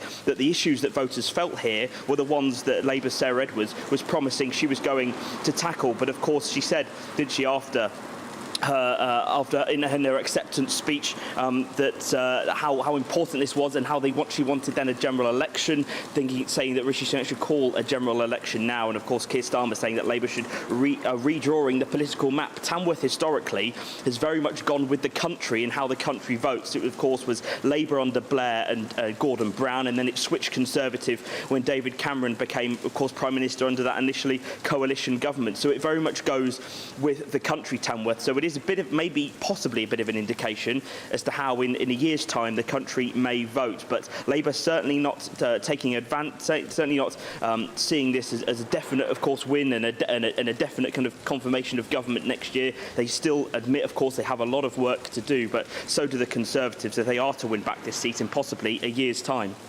Yes, we wonder how soon it will be. Jack, thanks very much indeed. Let's cross now to Christopher, who's in Mid-Bedfordshire. Again, even though the Tories are trying to talk down the nature of their defeat, a massive swing to Labour there. Just huge. This seat in Mid-Bedfordshire has been held by the Tories since 1931, and normally the turnout here is 74%. Normally that's a true blue vote. It was down to 44% yesterday, and that's why, really, the party's lost this seat. A complete disaster. Nadine Dorries, of course, accused of being an absentee MP for so many years. The numbers are fascinating. The majority was just 1,192 for the new Labour MP, Alistair Chathern. Interestingly for me, the Reform Reform Party, which is, of course, run by our GB News colleague Richard Tice, his party got over nearly 2,000 votes. That's a party which sits to the right of the Tory party. Now, had that party not existed, done a deal with the Tories, this seat would still be a Tory seat. And I wonder whether, as we go into the election period, the idea of doing a deal with Reform, because it is taking away and losing the Tories' power, whether that kind of chat may increase as we go forward. Also striking that our PM Rishi Sunak became Prime Minister from Monday. Now that means, under the Tory party rules, that letters of no confidence can go into Mr Sunak, about Mr Sunak, to Graham Brady, the chairman of the 22 committee, from Monday. I'm not saying it's going to happen. There's no real challenge on the backbenches, but there could be a very difficult period for leadership as we go into the Christmas period for Rishi Sunak. Yes, it's going to be a difficult period anyway. Do you think that last night's results will affect his decision over when to call the next general election? Yeah. Almost certainly, Anne. The odds have just lengthened, I think, on the May-June election that some of us have been thinking they want to do. The Tories like to go campaigning, like we all do, I suppose, even reporting on it, in the sunlight, in the daylight, not in winter. But the problem they've got is they think that the numbers are so bad from this election. There's the swing. I think Labour winning this seat means that the Tories might be down to as few as just 60 seats after the election. A complete wipeout were this swing to be reflected nationally. Of course, it won't be. These by-elections are very much bespoke to the area, the time of year, etc. But it does mean, as you say, Anne, that we are now looking more likely to have an election in a year's time, October, November. By then, the government will be hoping that the memory of Liz Truss's time in government, which ended a year ago today, the Truss period ended, don't forget, might be receding into the rearview mirror for the electorate, and the inflation could be down. People might feel a bit better off after maybe a tax-cutting budget in March, but it's not easy for the Tory party, and again, it just gets worse, frankly. My goodness. Reflecting on a year ago, Liz Truss resigned. Well, our two gentlemen on the spot, thank you very much indeed. Christopher Hope there in Mid-Beds and Jack Carson in Tamworth with those overnight by-election results. It's 11 minutes past 7 already. The US President Joe Biden addressed Americans last night, where he tried to convince them to fund $100 billion in new spending to buy weapons and send humanitarian aid to Israel and Ukraine. Let's have a watch and listen to what he said. I know these conflicts can seem far away, and it's natural to ask, why does this matter to America? So let me share with you why making sure Israel and Ukraine succeed is vital for America's national security. American values are what make us a partner that other nations want to work with. To put all that at risk, if we walk away from Ukraine, if we turn our backs on Israel, it's just not worth it.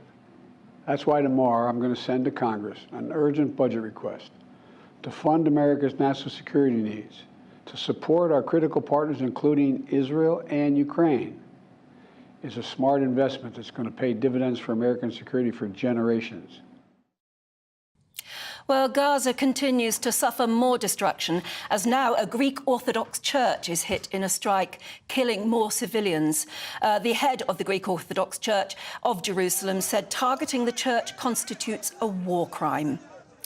Israel continues to heavily bomb Gaza, and hundreds of thousands of people have fled their homes. These are the latest pictures we're bringing you now from Gaza that show the devastation and the misery, of course, for many thousands of people. The enclave also remains under siege, with Israel blocking supplies of water, electricity and fuel across its border.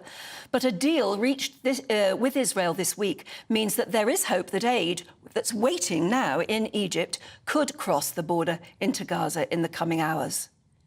Israel insists it's only striking hundreds of Hamas targets in Gaza, which continues to hold more than 200 hostages, of course. Among those held, now we know, 2 Britons. Well, today, the diplomatic mission to stop the conflict spilling over between Israel and other Arab countries continues as the Prime Minister tours the Middle East. And yesterday, Mr Sunak told Israel's Prime Minister Netanyahu that the UK was proud to support Israel. Well, in a moment, we'll have the latest live from our reporter in Israel. But first, Dan Warren reports on Rishi Sunak's war zone mission. Very good to see you again. I'm sorry about the circumstances. In a succession of Western leaders and senior politicians being hosted in the Middle East, the Prime Minister has picked up where President Biden left off. Israel's allies are on a united mission to show solidarity with the war on Hamas terrorism while trying to keep the wider region stable. Welcome, Prime Minister. Rishi Sunak was playing his part in sending a message to Iran, which supports Hamas and Hezbollah in neighbouring Lebanon, that a wider regional conflict would have consequences. Israel's allies want to contain the conflict by minimising the human suffering. We also recognise that the Palestinian people are victims of Hamas too. And that is why I welcome your decision yesterday that you took to ensure that routes into Gaza will be opened for humanitarian aid to enter. But I also want to thank you for the support that your government has given to the families of British nationals caught up in this horror, including your efforts to release the hostages, secure their release.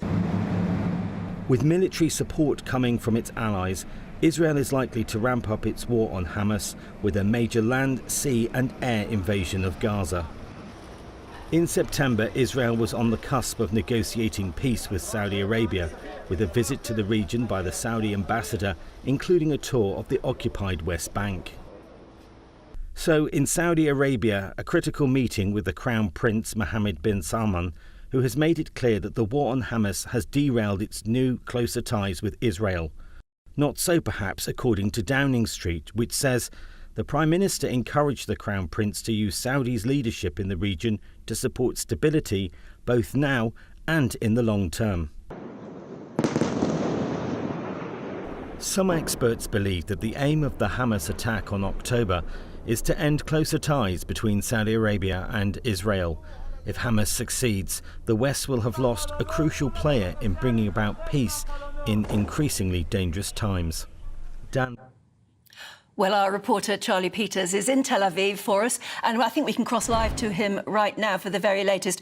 Good morning, Charlie. As I was saying to you earlier, you've been there nearly 2 weeks now. What's happened in the last 24 hours or so? Have things started to progress quickly? Yes, indeed. Starting in the north on that border region with southern Lebanon, in the last 24 hours, we have seen a heightened exchange of missile fire between Hamas, Lebanese Hezbollah and the IDF, with helicopter gunships from this side being deployed to strike Hezbollah targets on the ground. This morning, the IDF has announced that a town of some 20,000 people in the north is being evacuated, which is an ominous sign of what they expect to come from that region. We've also seen further unrest in Iraq and Syria. US forces based in Syrian and Iraqi bases there being targeted by missile and suicide drone attacks. I've counted some 7 attacks on US forces in that region in the last 24 to 48 hours. And last night we had news of the Houthis, a Iran-backed militia terrorist group in Yemen, firing missiles. They have long-range missiles in Yemen from there towards northern Israel that were intercepted by a US Navy destroyer. At the same time, in the south of Israel, on that border with the Gaza Strip, the defense minister told troops last night that they can see Gaza from afar, but soon they will be in there on the inside. And he said that the order for that ground invasion will come. There's no walking back from that kind of rhetoric, I believe. And at the same time also in Gaza, that humanitarian situation is declining, and news of when those aid trucks will be allowed to enter is still waiting to be confirmed. We do know that the Prime Minister, Rishi Sunak, will be in Egypt later today, meeting with his counterpart to discuss how they can get that aid into the Gaza Strip. Yes, I mean, a lot of headlines this morning in the British newspapers are saying that even if there is humanitarian aid allowed in, it's almost too little too late. Though I imagine Prime Minister Netanyahu will be very enthused when he hears of the speech that President Biden gave to the Americans. Has there been any reaction politically? Yes, positive reaction. It is welcome, but the American support is sort of expected in this situation. But $100 billion of support for both the Ukraine and Israel war is a significant step. What was most interesting, I think, about that speech last night is what was missing. Those reported 7 attacks on US forces in Iraq and Syria, and US forces intercepting missiles from Yemen. American troops have been injured in these attacks, the Pentagon have said, and there are also reports of a US military contractor dying after a heart attack while taking shelter. Still nothing from Biden on that incident. OK, we'll leave it there for the moment, Charlie. We'll be joining you a bit later on in the programme. Thank you very much. Let's now bring in the former Israeli government spokesperson, Miri Eisen, for more on this. And a very good morning to you. I think we can see you there. Yes, thank you very much. What, first of all, your reaction to the sort of diplomatic moves that have been made by Prime Minister Rishi Sunak and, of course, President Biden in the last couple of days? What we're seeing right now is enormous and very open backing to Israel, to the IDF, to the people of Israel in what is a fight against Hamas. And I want to be very clear, both Prime Minister Sunak and President Biden are doing that distinction, which is very clear, and I'd love you to do it as well. We're not attacking the Gazan people. We're not attacking that in any way. What we are doing is attacking Hamas, and they've given very clear words and actions, and diplomacy is always going to be about, at this stage, it looks like everybody is worried that this will spill over to them. I hate to be the prophetess of doom. It already has gone further. We see the Houthis in Yemen joining in. We hear these voices. These are horrible things for all of us, but we need to, because of that, try to go against the Hamas terrorists. How do we, you particularly, stop this sort of spiralling out of control and involving many more other countries and terrorist forces in those countries? How do you stop it now? Isn't that one of the questions that I want to ask all of you and all of the viewers right now? How do we? We're looking at it in a systematic way. This is not a short-term something. This is something that affects every single one of us. And to me, as I'm talking to you, it's as if, oh, this is Israel's problem and Israel is responding.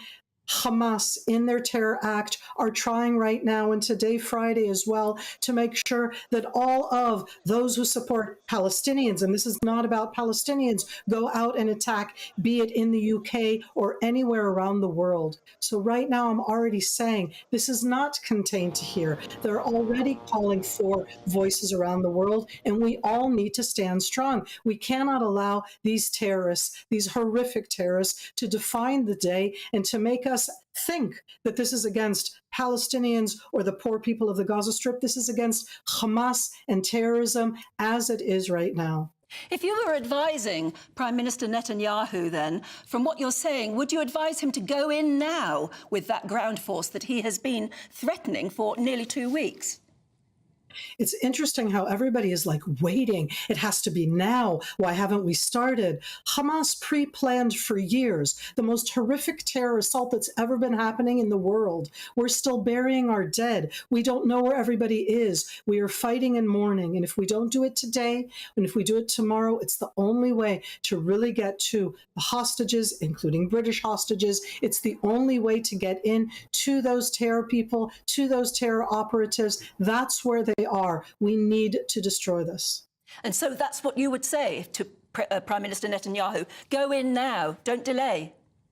So as I said, this isn't about, you're asking about the timing. I don't care if it's today or tomorrow. To me, it's clear that the ground operation is not easy and there will be casualties on both sides. This isn't Israel going in and mowing down. If we were going to mow down the Gaza Strip, we do it from the air already. My heart can go out right now to the millions, and yes, it's millions of Gazans that Hamas have not protected. They did a pre-planned 2-year attack. They never built anything to protect their own people, to get water to their own people. No, they're using them as human shields.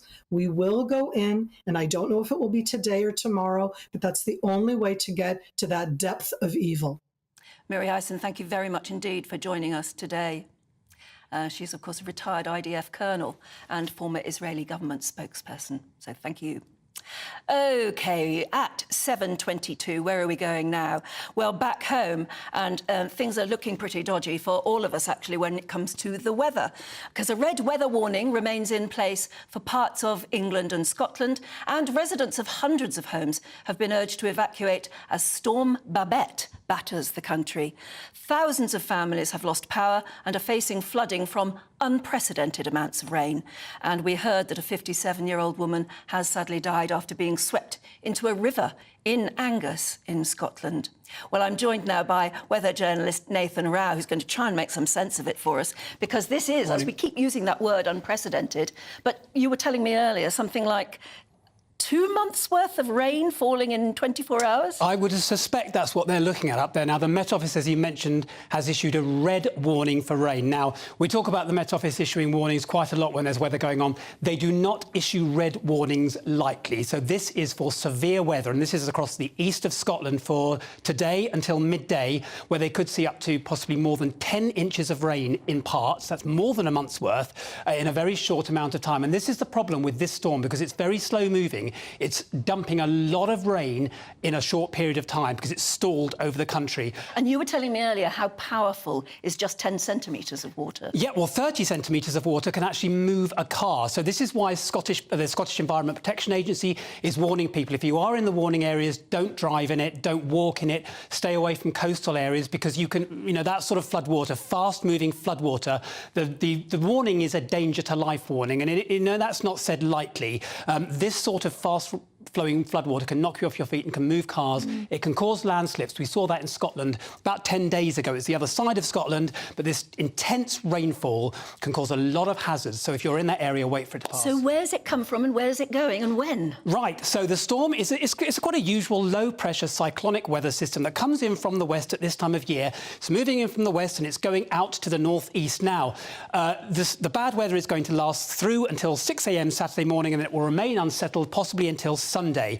And as I mentioned, the problem with this storm is that it's very, very slow moving. It's bumping up against an area of high pressure to the northeast of the country. So rather than just coming in from the west and sweeping out quickly over 24 hours, it's stalled over the country. So sit tight until Sunday and it should be cleared by then. OK, and as you said, red weather warning means danger, so don't take that lightly. Thanks very much. Thank you very much. Thank you.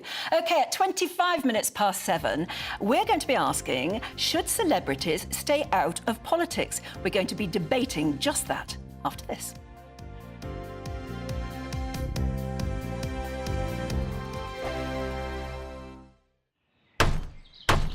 Who is it? We're here for the show.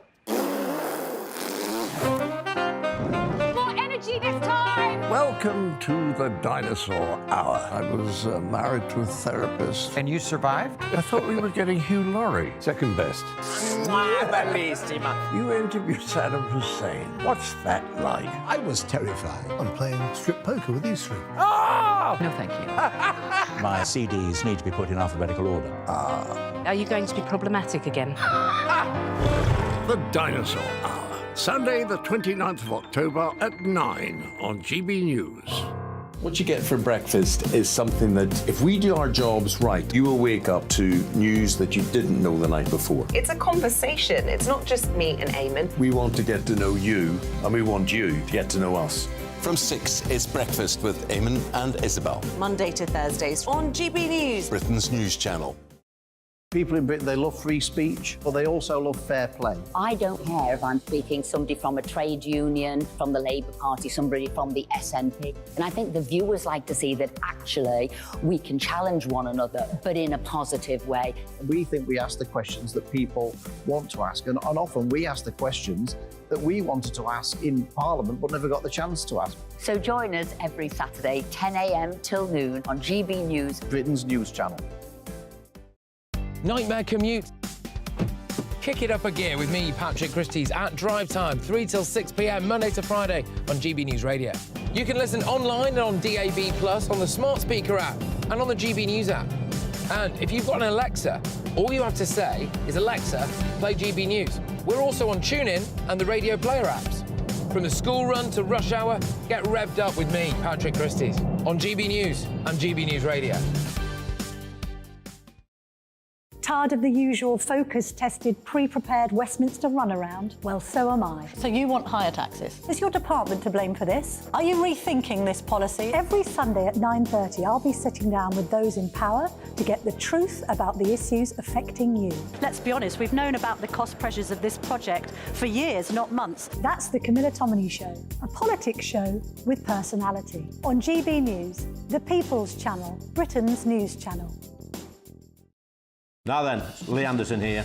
Join me on GB News on my show, The Real World, every Friday at 7 p.m. I'm not eating bloody cat. Are you Delicious. mental? Put in your mouth. OK, here comes a train. Reminds me of the scene in Singing in the Rain. Adam, is that a good one? Whoa! Join me at 7 on GB News, Britain's news channel.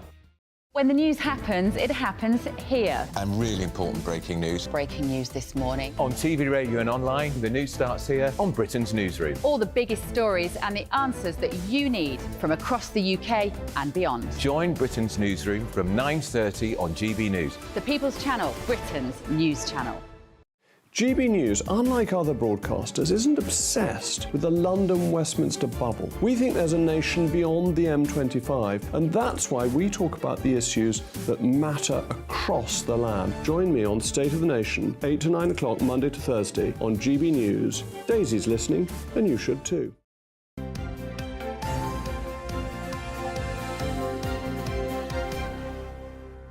Right, it's just coming up very, very shortly. It'll be coming up to 7:30. Now, here's a really interesting one. You might like to get involved with yourself, gbviews@gbnews.com, because a letter signed by well-known actors condemning Israeli military actions has been criticised for failing to actually mention the terror attacks that started it all off by Hamas. More than 2,000 actors and artists and musicians in the UK, that's including people like Tilda Swinton, Steve Coogan, Charles Dance and Maxine Peake, they signed the letter. So today we're asking, should celebrities stay out of politics or not? Joining me to debate this very deep question is political commentator Alex Armstrong and broadcaster and social commentator Narendra Kaur. And it's lovely to see both of you. OK, now who am I going to start with? How shall I get going on this? Let's ask you, Alex. Yeah. Should they or should they not stay out of something that they're not meant to be involved in any way? Well, look, I think, everyone's entitled to their freedom of speech, first of all. I'll say that first up. But should celebrities get involved in politics is a different question. And, these people are building a big influence base online, and what they say carries weight, Anne. And I think that's really important when we're talking about political discourse, because they don't always present the facts, as you've just stated quite clearly on TV, that, they sometimes come out with a little bit of nonsense that's, opinions shared by other elite celebrities around them. It's like a little club, and they're not very representative of the people, I tend to find, as well. So, it's quite a difficult one, but, what really grinds my gears is publicly funded celebrities, i.e. ones on the BBC, who tend to have quite strong opinions on things, but are paid for by the taxpayer. Yes, yeah. A few of them quite quiet lately, but yeah, that's my view. And who's been told, actually, we're thinking of one particular one you're probably alluding to, who's been told it's OK for you to go ahead and say those private things as you want to? Well, I think that's quite shocking, isn't it? Considering, taxpayer money goes towards their salaries, quite good salaries, might I add. And to think that, their tweets are independent, though. It's got nothing to do with BBC. I mean, I think, Anne, Alex, look, as Charles de Gaulle famously once said, politics is far too serious a topic to be left to the politicians. And I think celebrities, actually, they lend a voice. They've got a platform. I'm Joe Bloggs. Whatever I write on Twitter, on social media, is not going to have much sway. But if you're a celebrity and you've got a big following, you can get people to participate, and the democratic process is meant for participation. I think it's so important. Taylor Swift famously got involved in politics in 2018. She let off a long time. People said, don't get involved, leave yourself for singing, which is, quite patronising. But I think that actually she got involved and she put a voice behind the Democrats. They didn't win, but guess what happened? A lot of youngsters went out there and voted. But they're voting we on... need celebrities to actually influence participation. And if they're doing that, and may I just add, when UK got involved behind Ukraine, suddenly it was OK for celebrities to lend their voice. It's OK because we're supporting Ukraine. Yes, you've just made the point that this is a very, very sensitive issue. Well, you know what? The Ukrainian one was also sensitive, and celebrities were allowed to get involved. But suddenly with Palestine, they're not allowed to get involved. Well, that's the question. Charles de Gaulle is a great quote, but, you know, if it's too serious for just left to politicians, it's way too serious for celebrities to be getting involved, frankly. And, you know, Taylor Swift's a great example. She was tweeting about Black Lives Matter, which, you know, the charity now, which she got thousands and millions of donations from her tweets as a result of, has been obviously shown to be what it is, you know, for fraudulent, for a lot of fraudulent things. But I think it just goes to, I think it actually goes to show that these celebrities are pumping virtue signalling towards charities and big organisations. They don't know what they're talking about. They're just being told this is a great thing to do. You can't go wrong because it looks like they're trying to do good. That if they're ill-informed, then it's a disaster. But they do it at the peril of their career. Yeah, but they can get cancelled. There's a responsibility. Just if you're a great singer, you could be an absolutely great singer, doesn't mean you understand political issues, does it? Correct, but you know, they're putting their career on the line because they believe in it. And I think it's so important to use this huge platform, 6 million to 10 million followers. Kim Kardashian has got involved in miscarriages of justice in America, and she's had so many released from crimes they didn't commit. And I think that's fantastic. And people are learning about miscarriages of justice because Kim Kardashian lent her voice to that. So because of their standing, because they have thousands, maybe millions of followers, at least that gets them, the debate in the open. But is it getting the right debate in the open, Anne? This is the question. And Kim Kardashian is another great example. Someone who I wouldn't take anyone's word for. She's not someone who's extremely well educated, in my opinion. But look, my opinion. She's done. You can't underestimate is it not what she's done for miscarriages of But justice. it's symptomatic of our society. We're looking to celebrities for leadership now, and I think this is, you know, politicians aren't leading the way anymore. I think this is symptomatic of what we've become. Joanna Lumley, for instance, at the moment is campaigning about trying to get elephants out of Britain. They don't belong in zoos in Britain. That's a political issue to a certain extent, isn't it? I think she it has is. the right to have her say. Absolutely, as I said, complete freedom of speech. I think there's a sort of a line drawn, and the royal family do quite a good job of this. I'm not saying they're celebrities; they are the head of state, after all. But there's a line where it gets very political and quite dangerous. I mean, you know, I won't mention too many stars on live TV, but some of the opinions they put out there are literally to vote for specific parties. They are influencing the democratic process. But I think quite this heavily. letter these celebrities were pro-Palestine, I think it's amazing they did that because actually they're correct. And this whole line that they didn't condemn Hamas, that was 2 weeks ago. It was 2 weeks ago. News is fast. That was maybe they did 2 weeks ago, but that's why they're at war. But maybe they did condemn them 2 weeks ago, but now they're saying, hang on a minute, Israel's taken this too far now, and actually Western leaders have blood on their hands. I think it's amazing they wrote this out. Shouldn't they have striven to have balanced that letter by saying, we understand that atrocities have been committed by Hamas? I think they did. I think they did. Not in this letter. They didn't mention Hamas once. No, not Hamas, but they did say they condemn any kinds of acts of violence. They did condemn that. I think when it comes to celebrities and you know, calling for peace, we've seen that for over many generations. You know, we've got festivals where they go and they sing about making the world a better place, and I think that's okay. They are entitled to sign petitions like we are. I think when you lend your voice to something, they must remember how important their influence is. OK, well, I've got to go, ding, time off. Thank you very much indeed, though, for a very spirited debate. Please join in on it. gbviews@gbnews.com. In a couple of moments, we'll talk about something almost as important as that. Do you sleep with your makeup on? Oh. No, never. No, one famous pop star does. I'll tell you who in Headline Makers next.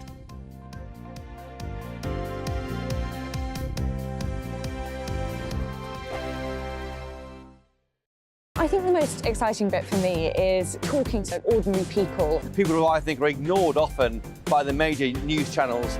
We're going to give news they want to hear. There's a voice there that needs to be heard. I think there's a chance here for a diversity of opinion to be expressed, which you don't find elsewhere. It's really exciting. We don't hold back. We're free to say how decisions that are taken here affect us all around the country. Only on GB News, the People's Channel, Britain's news channel. There's only 3 people you can trust in life. Your doctor, your lawyer, and your nana. I'm not sure. So join me, Nana Acquia, at 3 p.m. every Saturday and Sunday, where we discuss the biggest topics of the weekend. Be ready for battle. Could you be quiet? What is this? It's on your teeth. It's on your teeth. I don't bite. Well, not without a good reason. Always honest, always fun. Every weekend at 3 p.m. on GB News, the People's Channel, Britain's news channel. So Jubes and Kerr, we tackle the issues of the day with real, robust debate, both sides of the fence, battling it out with me in the middle with my forthright opinions and views. And often really interesting things happen because you start with a position and then by the end of the debate you find actually, well, I might not have thought about that one. What we need in this country is 2 new political parties. You should maybe think about doing a 2024 calendar. I'm Michelle Dewberry and I'm keeping you company right through until 7 o'clock this evening. GB News, the People's Channel, Britain's watching. Join us every night on GB News at 11 p.m. for Headliners, which is 3 top comedians going through the next day's news stories, which is exactly what you need, because when the establishment has gone crazy, you need some craziness to make sense of it. Headliners. You don't have to bother reading the newspaper. We've got it covered for you. Every night at 11 p.m. and repeated every morning at 5 a.m. We won't send you to sleep like some of the other paper review shows out there. So join us 11 p.m. every night on GB News. The People's Channel, Britain's news channel. GB News, unlike other broadcasters, isn't obsessed with the London-Westminster bubble. We think there's a nation beyond the M25, and that's why we talk about the issues that matter across the land. Join me on State of the Nation, 8 to 9 o'clock, Monday to Thursday, on GB News. Daisy's listening, and you should too. Every Sunday from 11, join Michael Portillo. There will be topical discussion, looking at the week before and the week to come. So kick back and relax at 11 a.m. on Sundays on GB News with me, Michael Portillo. GB News, the People's Channel, Britain's news channel. I'm Andrew Doyle. Join me at 7 o'clock every Sunday night for Free Speech Nation, the show where I tackle the week's biggest stories in politics and current affairs with the help of my 2 comedian panellists and a variety of special guests. Free Speech Nation, Sunday nights from 7 on GB News, the People's Channel, Britain's news channel. Nightmare commute. Kick it up a gear with me, Patrick Christys, at Drive Time, 3 till 6 p.m, Monday to Friday on GB News Radio. You can listen online and on DAB+, on the smart speaker app, and on the GB News app. And if you've got an Alexa, all you have to say is, Alexa, play GB News. We're also on TuneIn and the Radio Player apps. From the school run to rush hour, get revved up with me, Patrick Christys, on GB News and GB News Radio.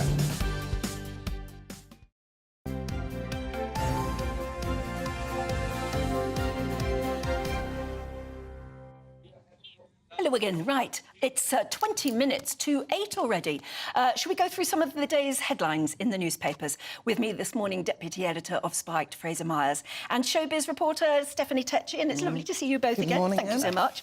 But we are going quite serious, I think, Fraser, to start with, talking about this viral video and to do with the campaign against anti-Semitism. Yeah, so the campaign against anti-Semitism were driving around this electronic billboard through London, and the billboard shows some of the children who've been kidnapped children, by Hamas and have been taken hostage in Gaza. And now what's extraordinary is that they were stopped by the police. The police ordered the people driving the van to turn off the billboards. They were told that they could be charged for breaching the peace for driving around these billboards, and they were told to leave central London. Now, this is the state we've got into with free speech in this country, where, you know, talking about the victims of a brutal anti-Semitic attack can land you in trouble with the police, can be seen as sort of stirring up potential violence. I mean, looking as I've just been looking there doesn't look as though there's anything appallingly offensive or misrepresentative about it. Absolutely not. But I think in this sort of heightened climate of tensions, I mean, people may have seen other viral videos of people seeing these posters of kidnapped children, and people are tearing them down. I mean, this is the sort of level of hate that we're dealing with here. It's just a sad state of affairs. I think, you know, over what's happened with the past few weeks, people have been touched in so many different ways, and sometimes you feel a bit useless because you don't know how you can help. And I feel like that these people being police, just wanting to express their solidarity and to raise awareness, why should they be policed for it? They haven't done anything illegal.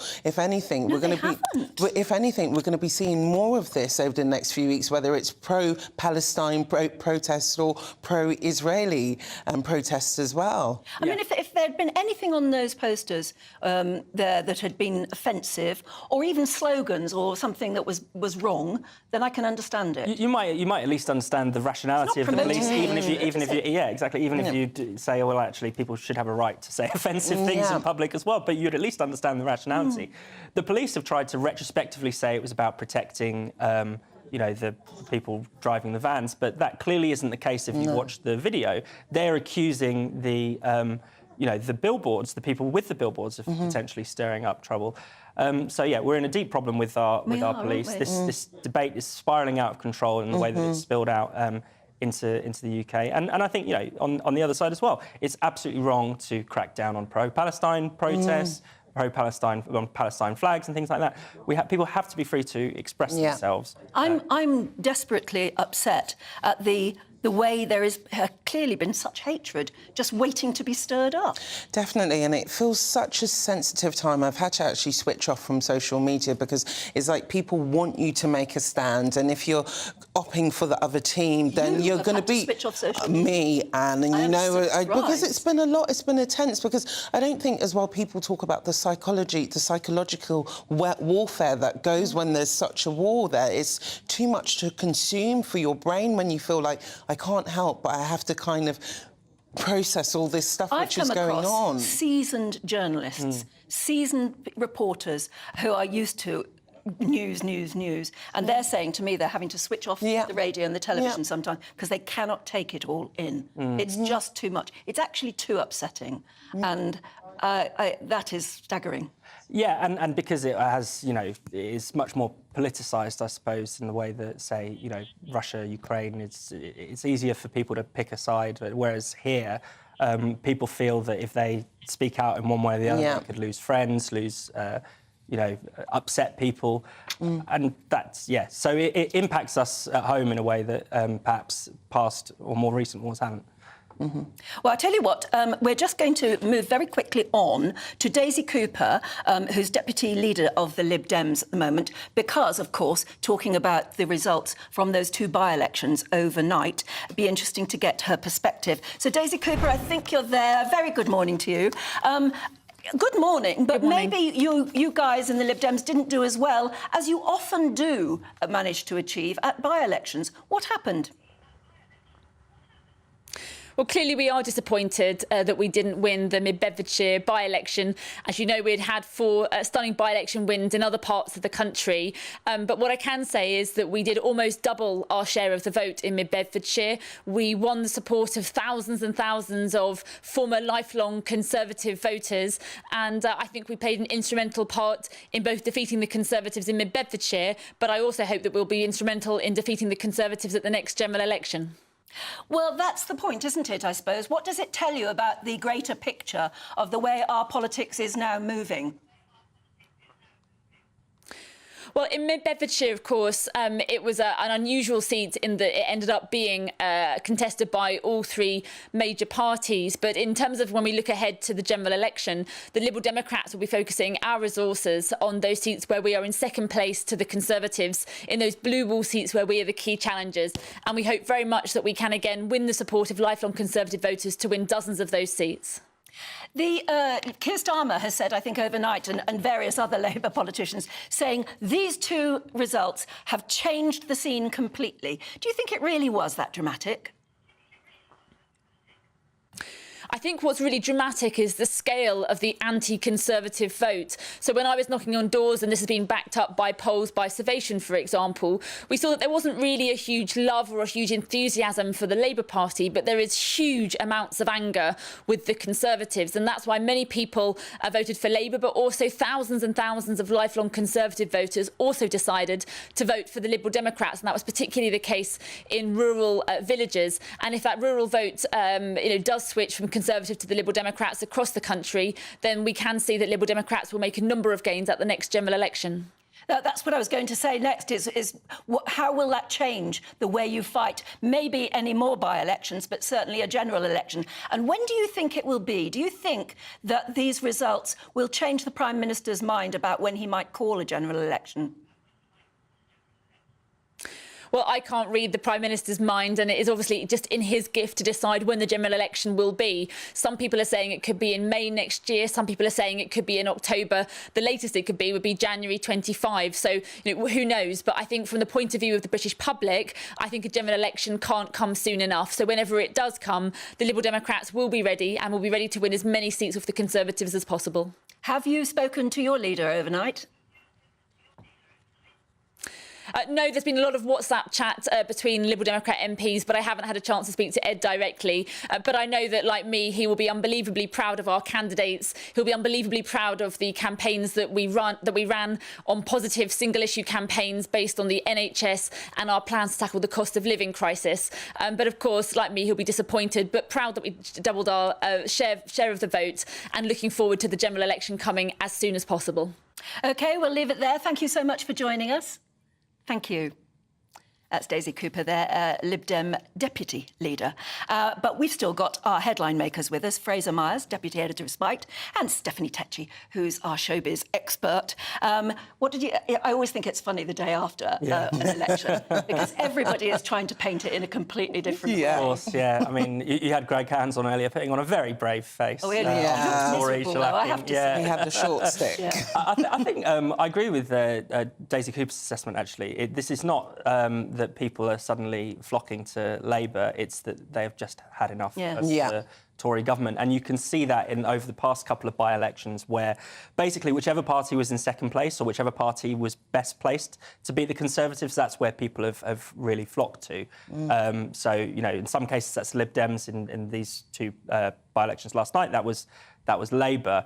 So Rishi Sunak has a really serious problem, especially since Labour won in Scotland a few weeks ago, because that makes Keir Starmer's job... quite a few successes. So that makes Keir Starmer's job of winning a majority a lot easier than it might have been. I do feel sorry for Rishi. I do feel like he inherited a poison chalice, and it's almost a year ago today. Yes, and I feel like it's been a little too late for him, because I feel like he actually has been a Conservative leader who has put plans into action. But I just think the public clearly have just had enough now, and we want a different government. Had a long time, they have. To be fair, haven't they? Tell us more, Steph, about the 2023 MTV Europe Music Awards. Well, they've been cancelled, which I'm quite surprised about, because usually when it comes to big award shows, they like to have a solidarity movement with any war that's going on. Yes, but usually that gives them their chance to stand up. Shine, and all the artists making all their big speeches and performances, but the organisers of this award are actually doing the opposite. They're saying they actually want to respect what's going on, and they said actually they've decided to cancel the event, which was going to be in Paris next month. They have had problems in Paris. They have, and they've also said they're also thinking about the artists, the production, people who will be coming from all over the world, and they just said it's not the right time. There have been big problems in France, haven't there? Yeah, there was a terror attack on Friday. A school teacher was killed horrifically, only around 3 years to the week. Another school teacher was stabbed. And there was the terror attack in Belgium. Now, we don't know if this is related to the fact that the leader of Hamas had called for a day of jihad and for people to take up arms against the West. Who knows? That will still come out. But there is obviously a very heightened, tense atmosphere. Various airports had to be shut down in France recently. So you can see why they would be sensitive about anything. And I think if there were, perhaps if there were, say, a specific threat against the awards ceremony, that would make sense. But I find this a very worrying response. We have to refuse to be terrorised, because this is what they want. They always attack. They always attack concerts. Things that give us joy and life. Think of the Bataclan attacks, the Ariana Grande concert in Manchester. We can't give up our way of life, or we can't stop enjoying the things that we enjoy just to we're not. And these are usually very big awards. This is like the staple of awards all year round. So for me, I feel like the organisers must have been tipped off on something that we don't know about, or they're just reading the room and just realise it's not the right time for it. I think Paris has always been a bit of a playground for terrorist attacks, and when you're bringing all these high-profile people, but as Fraser says, giving in to them. Yeah. And we have the Olympics will be in Paris next year. Yeah. So, you know, is that under threat potentially? And I think as well, terrorism is not going to go away overnight. No. It's almost like we've lived with it for so many years, and we are going to continue to live with it. Maybe we've got to find better, more sophisticated ways of combating it. Meanwhile, let's move on, Fraser, to the Health Secretary has slammed NHS bosses for wasting our money on diversity. So it's incredible, actually. If you're a diversity manager in the NHS, you can often earn a lot more than junior doctors, sometimes even more than consultants. So Steve Barclay talked about an advert he saw for someone earning, 90 grand a year for being a diversity, for being a diversity officer. And I think, so actually the sort of head of diversity earns more. I think she's called like the head of people. I've got some silly title. Yeah. She earns more than the actual head of NHS England, Stephen Swinford. So this is a huge problem in the NHS. I don't think it's not just a waste of money. It's actively bad. Some of the things that they teach to staff in these diversity sessions. Oh yes, talking about pregnant people, not pregnant women. Pregnant. The sort of gender-neutral language I think is very dangerous. Dangerous not just for women, but also, actually, ironically, for transgender people who often are sent to the wrong screenings because they're put on a list. Nobody can understand the language. They're put on a list of men or women, that doesn't align with their biological sex. Some of the things they say about race, I think, are very damaging. People in the NHS have been made to attend seminars on the evils of whiteness. Someone attended a seminar that was told that Christianity is racist because it's European, and you think, go to any church in London. I'm not sure that's right. It just moves further away from actually dealing with people's health, and that is what the NHS is for, and that's why we had one of the best healthcare systems in the world, but that is dwindling. Being a person of colour, I've never been about diversity tick-boxing schemes. I think it's all about people being there for merit, and I just think with these kind of situations, why don't you, when junior doctors are studying, let them study more about diversity, but actually spending the public's money to fund these causes, I'm not a fan. And the NHS is a diverse institution. It's around, I think, 20% of people who work there are BAME, compared with sort of 14% of the rest of the country. It's not like there is a clear problem that they have to solve. And it doesn't appear so. It doesn't appear to be that way. And yet this seems to be. I think this is just the sort of default for our public institutions. Because it's not just the NHS. But it is an expensive default, isn't it? It's a very expensive default. But it's not just the NHS. It's teaching. It's the Bank of England has all these wacky diversity policies.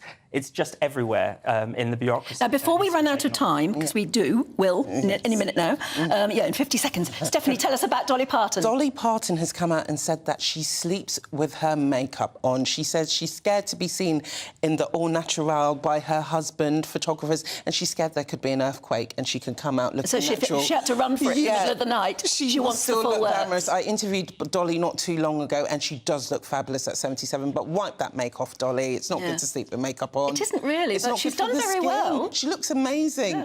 But I think that's the more complex thing. That's more insecurity if you feel you need to keep your makeup on and not be OK with yourself naturally. If there were an earthquake anywhere near where I was, you wouldn't want to see what I look like at 3 in the morning, certainly. Stephanie Fraser, thank you so much. We've got much more for you coming up, particularly on the Tory by-election defeats overnight coming up.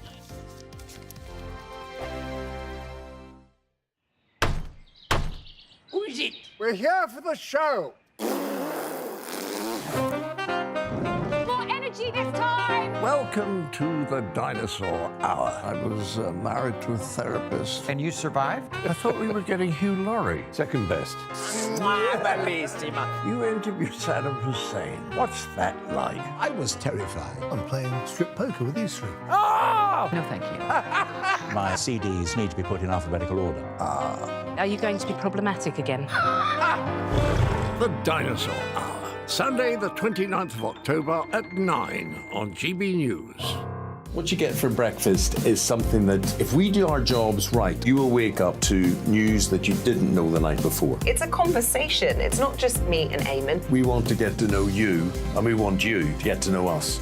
From 6, it's Breakfast with Eamon and Isabel. Monday to Thursdays on GB News, Britain's news channel.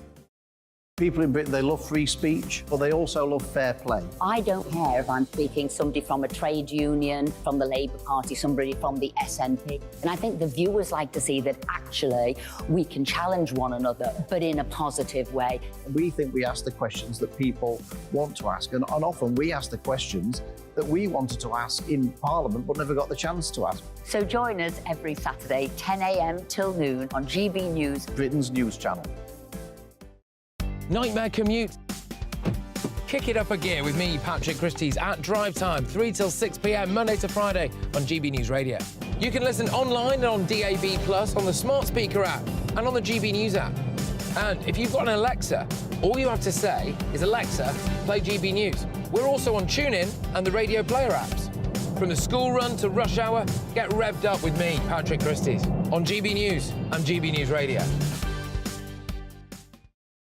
Tired of the usual focus-tested, pre-prepared Westminster runaround? Well, so am I. So you want higher taxes? Is your department to blame for this? Are you rethinking this policy? Every Sunday at 9:30, I'll be sitting down with those in power to get the truth about the issues affecting you. Let's be honest, we've known about the cost pressures of this project for years, not months. That's the Camilla Tominey Show, a politics show with personality. On GB News, the People's Channel, Britain's news channel.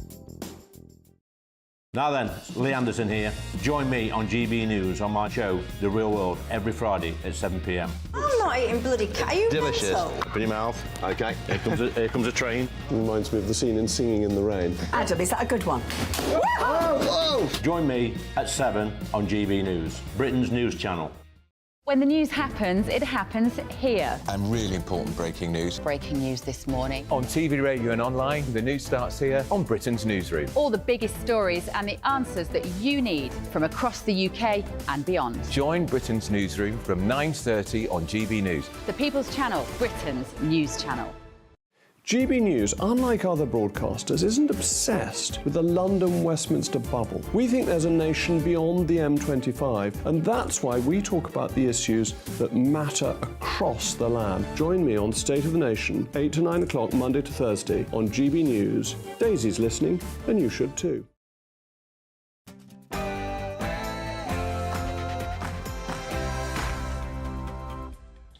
Good morning. It's coming up to 8 o'clock on Friday, the 20th of October. Today, a double by-election defeat for the Tory party as Labour secures a seismic victory in Tamworth and Mid-Bedfordshire, with the Prime Minister facing calls for an early general election. We'll get live reaction. Well, Labour take Tamworth, overturning a 19,000 vote majority from the Conservatives with a more than 20% swing. Keir Starmer says Labour are redrawing the political map.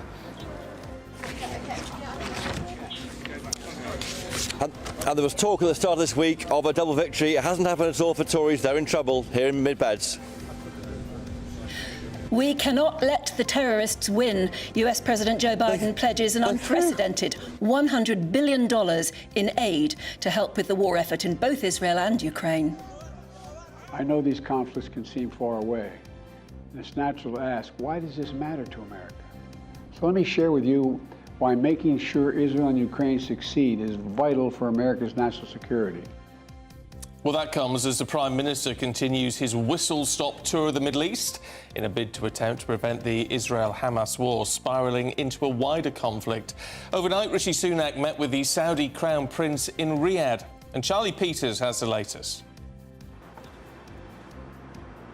A town in northern Israel is being evacuated as this conflict escalates across the region, with the US forces in Iraq and Syria also facing missile and drone strike. Meanwhile, back home, Storm Babette batters Scotland, and we hear that a woman is swept to her death and hundreds told to evacuate their homes. It's a red weather warning that now is in place for parts of Britain. Well, we need more on that, don't we, throughout the morning, and thankfully Alex is standing by. Hello, we have some further exceptionally wet and windy weather to come through today due to Storm Babette. I'll have more shortly. And Paul has your sport. I do. You know what it is, don't you? It's a double Springbok off is what it is. Tomorrow, England play South Africa in the Cricket World Cup, and probably the most important game, the Rugby World Cup semi-final tomorrow. Good morning to you. I'm Stephen Dixon. And I'm Anne Diamond, and this is Breakfast on GB News.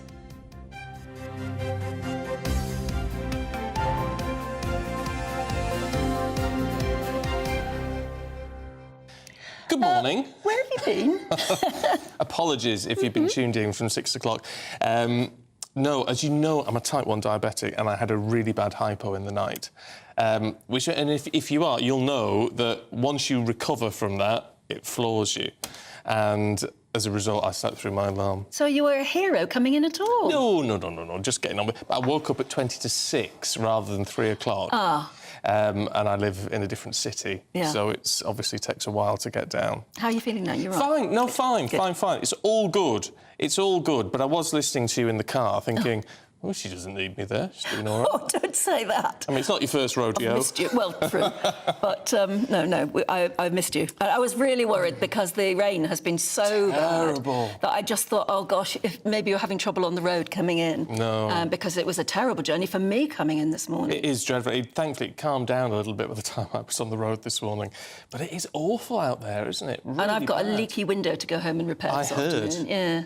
I've got a bay window, and the guttering above the bay, I think, is either jam-packed with leaves or something. But this morning, my kitchen window is sort of... It was raining inside as well as out, put it that way. We've got one of those double glazed panels that, when they blow, so that's blowing. It was blowing a couple of months ago, but the weather was all right, so it's fine, but now it's just going to start filling up with water. But I think even if you're not in the north, where obviously the weather is dangerously bad, the amount of rain we're all seeing at the moment, it does show up these little problems that you have in the house or the garden or something, doesn't it? Because you can't cope with the amount of rain. No, what it always does, we've got lights in the garden.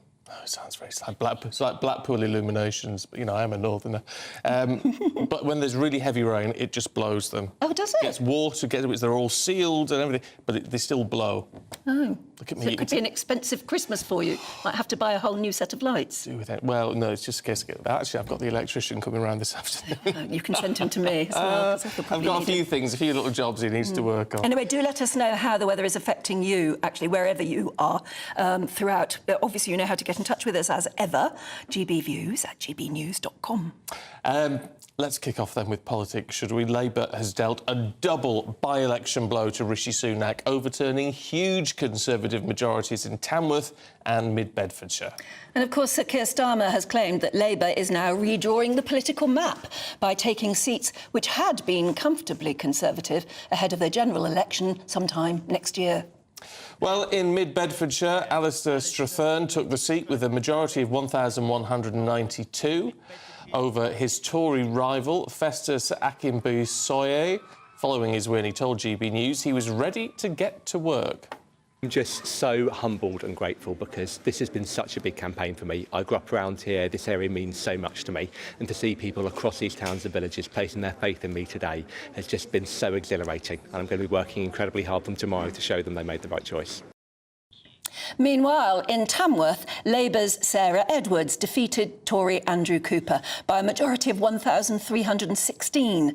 Speaking after the declaration, she said the public has had enough of cuts to public services. Tonight, the people of Tamworth have voted for Labour's positive vision and a fresh start. They've sent a clear message to Rishi Sunak and the Conservatives that they have had enough of this failed government which has crashed the economy and destroyed our public services. Well, earlier we spoke to Conservative Party Chairman Greg Hands and asked him about this double defeat for the Conservatives. Well, obviously there's a very disappointing results for us, but by-elections are by-elections. Governments rarely win by-elections. We're obviously disappointed. A large number of Conservative voters, I think, stayed at home. The Labour won the by-elections, but their vote did not increase. In fact, it went down slightly in Mid-Bedfordshire. So I don't think there was a resounding level of support for Labour, but clearly we have a lot of work to do. Rishi Sunak, myself, everybody, making sure the Conservatives get our message out better. Well, joining us now for the latest on these by-election results, GB News' political editor Christopher Hope and GB News reporter Jack Carson. Jack, I think we're going to you first. What's it been like overnight for you, and what has the reaction been like up there? Well, I think for many people it will be no surprise that Labour took this seat because, of course, I've been here over the past couple of weeks finding out with voters what the issues that they were voting on was, what was really important to them, and it seemed to match up with really the manifesto that Labour's Sarah Edwards here was putting forward. Lots of people concerned, as you can probably see the construction boards around me, as this high street goes through a £40 million redevelopment project. Lots of local people here were of course concerned as how this high street was going to be revived. Lots of people concerned with the wait that they had for doctors. One lady told me that she had to go to Burton for the nearest best hospital. So those kind of concerns particularly, I think, resonated with voters with Labour's Sarah Edwards. She's got family that works in the NHS. She worked in the NHS as well. She knows what it's like to give public service. That was her key message. And of course, voters have come out, and particularly Labour voters have turned out and voted for her. She won this seat with a 45% vote share. The Conservatives losing 25% of the vote. They lost more than a 19,000 vote majority because many of their supporters stayed at home yesterday. It was a low turnout, 35%, so not, of course, typical to the kind of turnout you might get in a general election, but maybe indicative of how unimpressed some Conservative voters are with the current state of the government and the Conservative Party, that they didn't feel motivated enough to come out, knowing how important, of course, this by-election would be for Rishi Sunak and for the government. But, of course, speaking after she won, Labour's Sarah Edwards said that the voters here had backed her positive vision and said that this is a clear message to Rishi Sunak and the Conservatives that they've had enough of this failed government, which she says has failed and destroyed the public services. But of course the impact of Reform UK here and voters possibly not voting Conservative but going to Reform is also clear as well, because the votes for Reform outweigh the majority that Labour achieved here. So that's certainly going to be an issue for the Conservatives going forward over the next year as we head into a general election. And of course Keir Starmer saying that wins like this in Tamworth are redrawing the political map. Yeah, Jack, thank you. Christopher, look, a huge swing to Labour in mid-beds, but the turnout for the Labour Party hasn't been particularly any better. And the general turnout is low and the majority is low. So will the Tories be reading anything into that? Well, that's right, Stephen. As Greg Hands was saying there, that Labour's vote hasn't really moved much. What's happened here is the Tories have simply sat on their hands. Maybe no surprise. A year ago, Liz Truss left office, of course. Rishi Sunak was appointed by MPs, not voted by members, a year ago on Monday. Turnout was down by 30%, down to 35%. That's why you'll be very careful reading a big story into these by-election results. But this one is certainly seismic here in Mid-Bedfordshire. To see this majority held by Nadine Dorries of 24,000 down to a Labour majority of 1,192 is extraordinary. Two things to say. If the Reform Party hadn't stood a candidate, they're to the right of the Tory Party. If the Reform Party hadn't stood, the Tories would have won. And that'll be picked up by lots of Tory MPs on the right who will think the Tory Party now must go more right-wing, do more tax-cutting ideas, try and get the Tory vote out. But the Tory Party is in a mess this morning. I've had a text here from a Tory MP I know very well. He's saying that colleagues are in shock. There's an ominous silence in WhatsApp groups this weekend. I should say that from Monday, Rishi Sunak will be in Prime Minister for 1 year, and that means after that date, letters of no confidence can go into the Prime Minister. Let's see what happens. OK. Christopher, Jack, thanks very much indeed. That's an interesting point, isn't it? The letters of no confidence at this juncture. That would be self-destruct. It would, wouldn't it? Though Ron Godfrey has been in touch. Morning, Ron. Says last night's election results show that Sunak and Hunt are killing the Conservative Party and must go. Are they killing it, or are they just keeping it on its last legs anyway? Though Adam Turner says, I want to point out that although Labour have won both by-elections, they actually lost 156 votes in Mid-Bed compared to 2019 and only gained 811 in Tamworth. The reality is Conservative voters didn't come out to vote. That's right, yes. And if That's what Greg Hands said earlier himself, he admitted. And you have to say, massive swings, unprecedented swings. And yet, if it would be... there is still a very real possibility they could be overturned again at the next general election. I mean, do you think those two by-election results really have redrawn the political map? Probably a bit far. but it's nevertheless clearly very worrying. Clearly very worrying for the Conservative Party. Great news for Keir Starmer. We'll see what he has to say. I think Christopher's going to talk to him a little bit later on. That's right, yeah. We'll move on right now, though. It's nearly 12 minutes past 8. Now, the US President Joe Biden addressed Americans last night, where he tried to convince them to fund $100 billion in new spending to buy weapons and send humanitarian aid to Israel and Ukraine. Let's have a watch and listen. I know these conflicts can seem far away. And it's natural to ask, why does this matter to America? So let me share with you why making sure Israel and Ukraine succeed is vital for America's national security. American values are what make us a partner that other nations want to work with. To put all that at risk, if we walk away from Ukraine, if we turn our backs on Israel, it's just not worth it.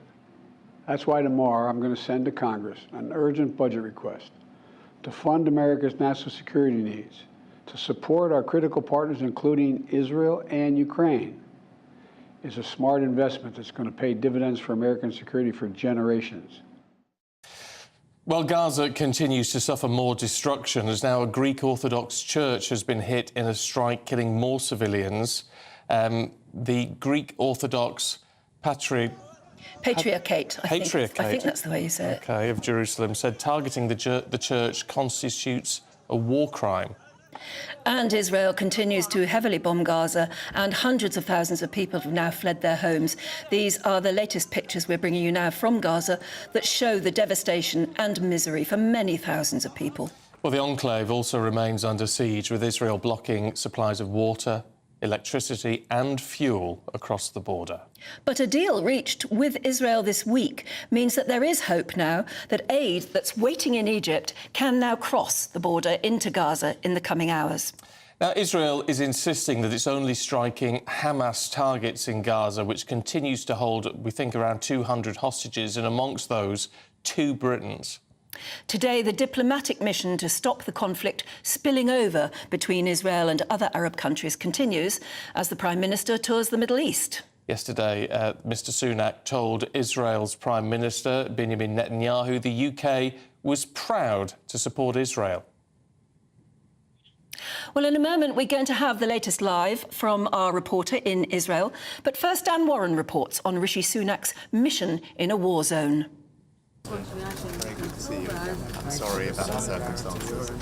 In a succession of Western leaders and senior politicians being hosted in the Middle East, the Prime Minister has picked up where President Biden left off. Israel's allies are on a united mission to show solidarity with the war on Hamas terrorism while trying to keep the wider region stable. Welcome, Prime Minister. Rishi Sunak was playing his part in sending a message to Iran, which supports Hamas and Hezbollah in neighbouring Lebanon, that a wider regional conflict would have consequences. Israel's allies want to contain the conflict by minimising the human suffering. We also recognise that the Palestinian people are victims of Hamas too. And that is why I welcome your decision yesterday that you took to ensure that routes into Gaza will be opened for humanitarian aid to enter. But I also want to thank you for the support that your government has given to the families of British nationals caught up in this horror, including your efforts to release the hostages, secure their release. With military support coming from its allies, Israel is likely to ramp up its war on Hamas with a major land, sea and air invasion of Gaza. In September, Israel was on the cusp of negotiating peace with Saudi Arabia, with a visit to the region by the Saudi ambassador, including a tour of the occupied West Bank. So, in Saudi Arabia, a critical meeting with the Crown Prince Mohammed bin Salman, who has made it clear that the war on Hamas has derailed its new, closer ties with Israel.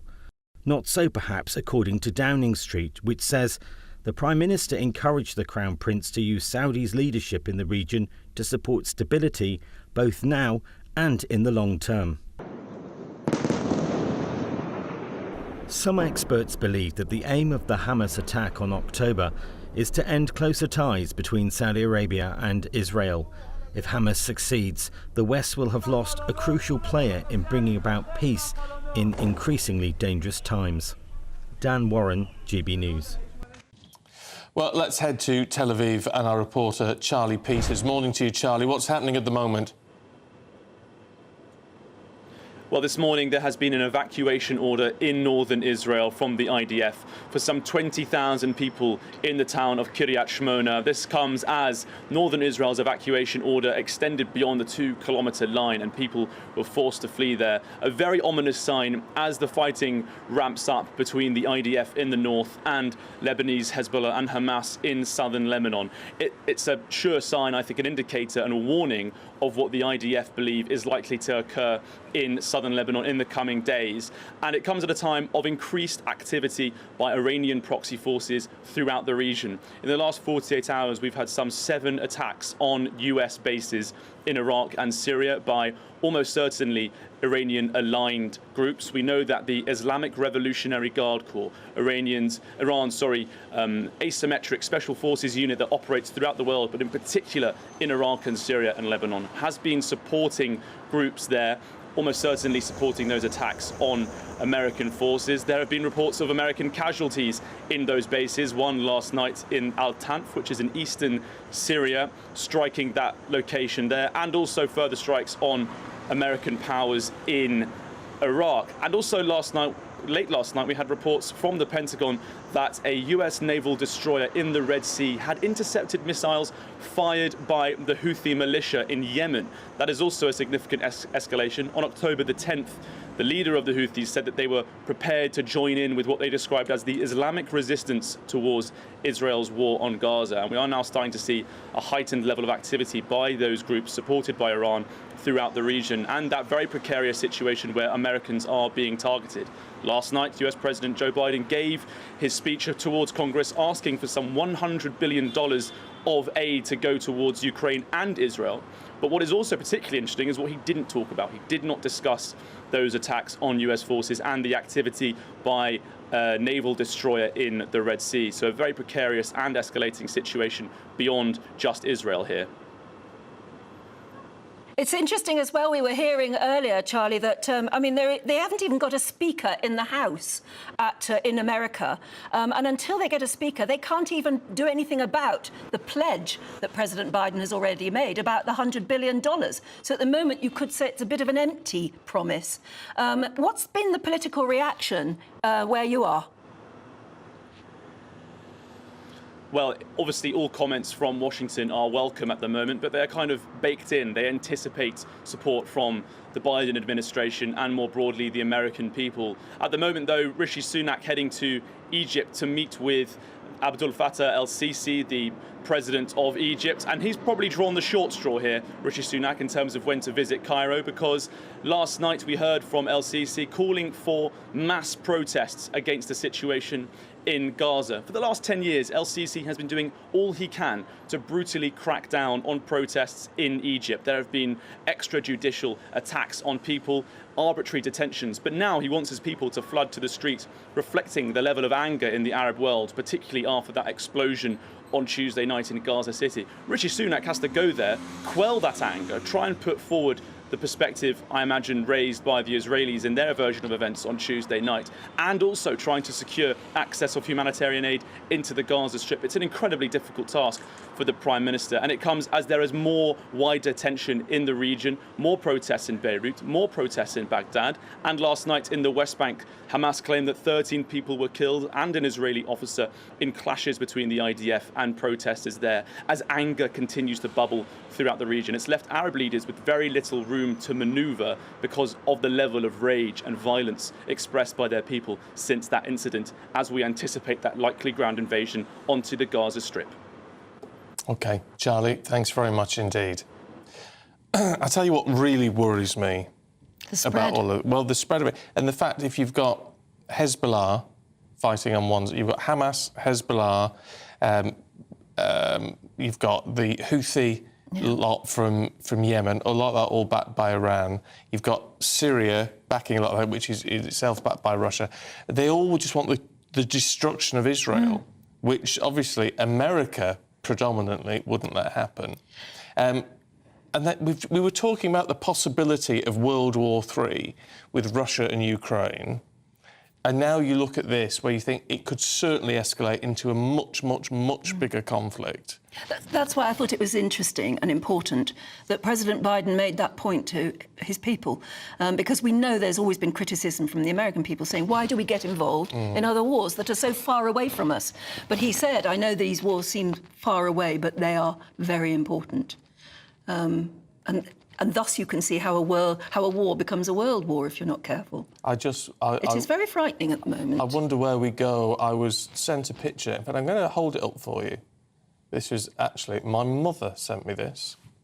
Oh. And there you go. And if you're listening on the road, let me describe it. And it's a Jew, it's camera 3, which one's camera 3? There you go.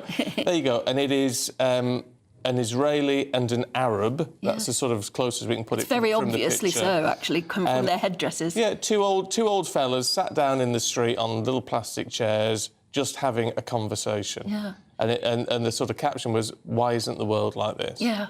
And it should. And it's a genuine. It's not a posed picture. It's just a genuine picture. It could be from donkeys years ago, but why is the world not like that? That's I don't know. Well, I was saying earlier that I just don't understand why there seems to be such bitterness and hatred around that's just waiting to be stoked and stirred up occasionally. And out it comes in our cities, in our towns, and I don't understand it. People really want to respond to hate. People want to get angry, and it's crazy. We should, you might not like President Biden, you might not like what he does and what he says, but actually what he said about revenge and anger and fury. And he was aiming that at the Israelis, saying, don't let that overtake everything, was actually quite powerful. I thought he made a very good speech, actually. There was an earlier clip of him on the press, on presumably Air Force One, coming home, and they were filming him, and he was saying something. And again, he looked like a very old man who didn't really understand what he was saying. But there, in the Oval Office, giving a very powerful speech, I think, and pledging $100 billion. I wonder if he'll get it through. Don't know. But it's a lot of money. It is a lot. I don't know where they get it from. No. But anyway, look, any thoughts on that? We'd love to see what you have to say about all of that. Let's have a look at some of the other stories heading into our newsroom this morning at 8:24. Well, the first group of asylum seekers have returned to the Biddy Stockholm barge in Portland in Dorset after they were removed more than 2 months ago, of course, due to there being found some sort of Legionella bacteria on board. And that's as Just Stop Oil protesters attempted to block 39 asylum seekers from boarding the vessel because they were basically trying to stop the van holding them. UK COVID-19 inquiry has heard the country's most senior scientist dubbed Rishi Sunak Dr. Death during the pandemic. That's when he was Chancellor, of course. Dame Angela McLean, who became the first female chief scientific advisor earlier this year, made the comments in private messages to a colleague during a Zoom meeting chaired by the former Prime Minister Boris Johnson. A sexual predator who stalked and murdered Zara Alina is set to challenge his sentence at the Court of Appeal. Jordan McSweeney targeted at least 5 women before he turned his attention to 35-year-old Miss Alina as she walked home from a night out in June last year. McSweeney stalked her along the Cranbrook Road in Ilford in East London before grabbing her from behind and murdering her.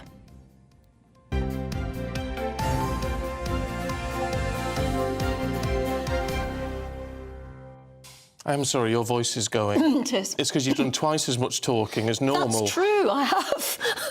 It's entirely my fault. Look, the weather is grim. It's grim across the country. It's dangerous on the east coast of Scotland. Let's get the details from Alex. Hello, very good morning to you. I'm Alex Birkle and here's your latest GB News weather update. Storm Babette has already brought a significant amount of rain, particularly to parts of Scotland, and we have further very wet and windy weather to come as we go through today. Heavy rainfall totals continuing to build up across eastern parts of Scotland in particular. Some severe disruption here, but also heavy rain across parts of Northern Ireland, Northern England into parts of Wales and other areas of Scotland too. Strong gusty winds coming in from the east with gusts of 60-70 miles per hour around eastern coastal parts, adding to the disruption. But temperatures in the south a little bit above average for the time of year, with highs of around 16 or 17 Celsius. The wet and windy weather continues as we go through this evening and overnight, with the weather system continuing to push its way in from the east. As a result, it's always eastern areas which are going to see the heaviest rain, and that's where we're most likely to see the greatest disruption. Again, temperatures aren't going to drop much overnight. Because of the cloud, the rain, the strong winds, it is going to be a mild night for many, though some clear skies towards the south.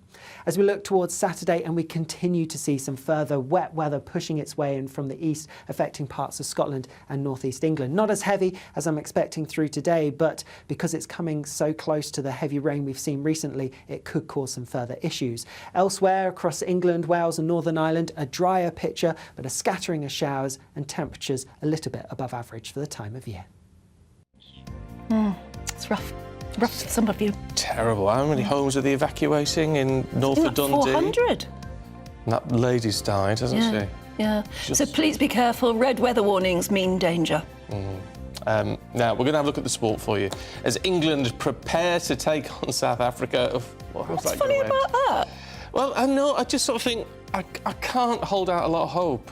But you never know. It's the semi-final of the Rugby World Cup. Paul Coyte will be bringing his optimism to the studio in just a moment.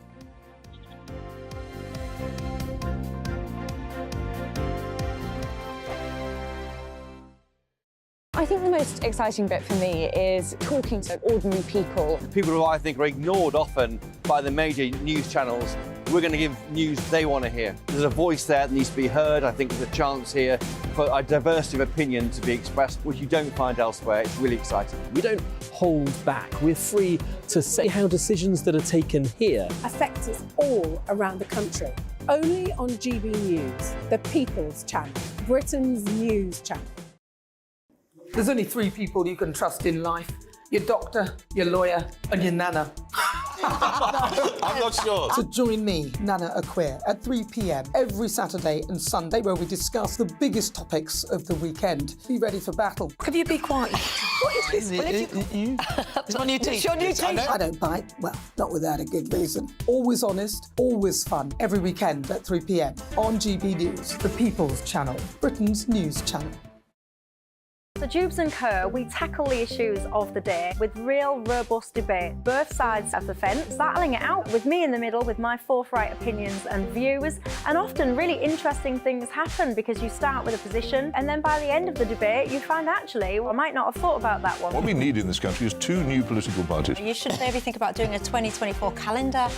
I'm Michelle Dewberry and I'm keeping you company right through until 7 o'clock this evening. GB News, the People's Channel, Britain's watching. Join us every night on GB News at 11 p.m. for Headliners, which is 3 top comedians going through the next day's news stories, which is exactly what you need, because when the establishment has gone crazy, you need some craziness to make sense of it. Headliners. You don't have to bother reading the newspaper. We've got it covered for you. Every night at 11 p.m. and repeated every morning at 5 a.m. We won't send you to sleep like some of the other paper review shows out there. So join us 11 p.m. every night on GB News. The People's Channel, Britain's news channel. GB News, unlike other broadcasters, isn't obsessed with the London-Westminster bubble. We think there's a nation beyond the M25, and that's why we talk about the issues that matter across the land. Join me on State of the Nation, 8 to 9 o'clock, Monday to Thursday, on GB News. Daisy's listening, and you should too. Every Sunday from 11, join Michael Portillo. There will be topical discussion, looking at the week before and the week to come. So kick back and relax at 11 a.m. on Sundays on GB News with me, Michael Portillo. GB News, the People's Channel, Britain's news channel. I'm Andrew Doyle. Join me at 7 o'clock every Sunday night for Free Speech Nation, the show where I tackle the week's biggest stories in politics and current affairs with the help of my 2 comedian panellists and a variety of special guests. Free Speech Nation, Sunday nights from 7 on GB News, the People's Channel, Britain's news channel. Nightmare commute? Kick it up a gear with me, Patrick Christys, at Drive Time, 3 till 6 p.m, Monday to Friday on GB News Radio. You can listen online and on DAB+, on the smart speaker app, and on the GB News app. And if you've got an Alexa, all you have to say is, Alexa, play GB News. We're also on TuneIn and the Radio Player apps. From the school run to rush hour, get revved up with me, Patrick Christys, on GB News and GB News Radio.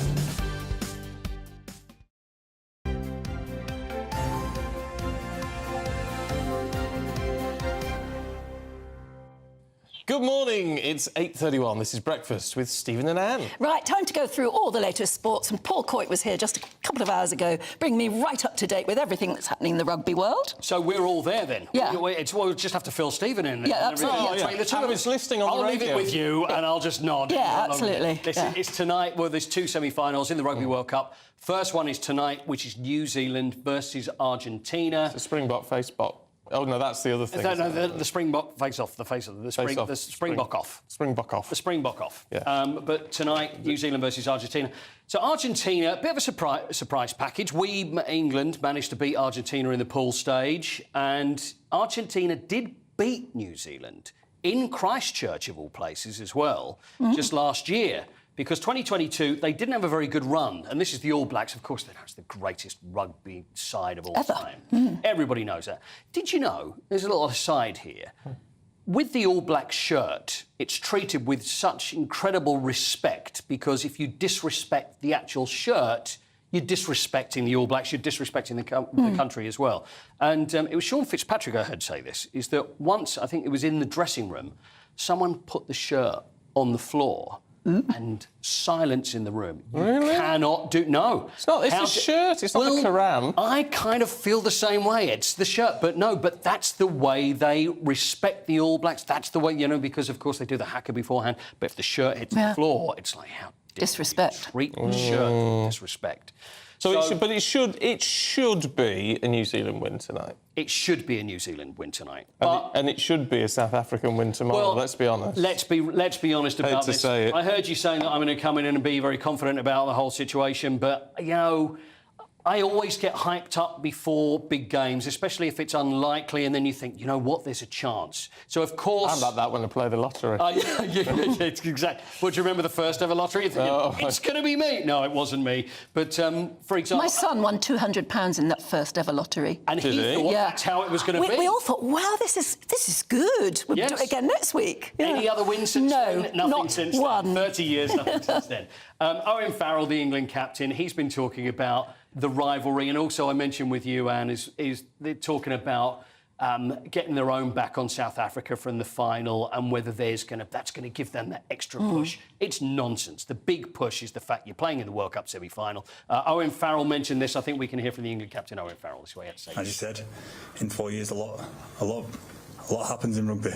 A lot happens in a week here. So. We're excited at the opportunity that's in front of us. We feel like we've obviously changed as a team. I imagine South Africa feel like they've changed over 4 years as well. So we understand what task is in front of us. Look, we're going to come back to you, Paul. OK. We've got to cut in because we just want to go to Mid-Bedfordshire because Sir Keir Starmer is reacting to Labour's double by-election victory. I want to hand over to the man who's made it.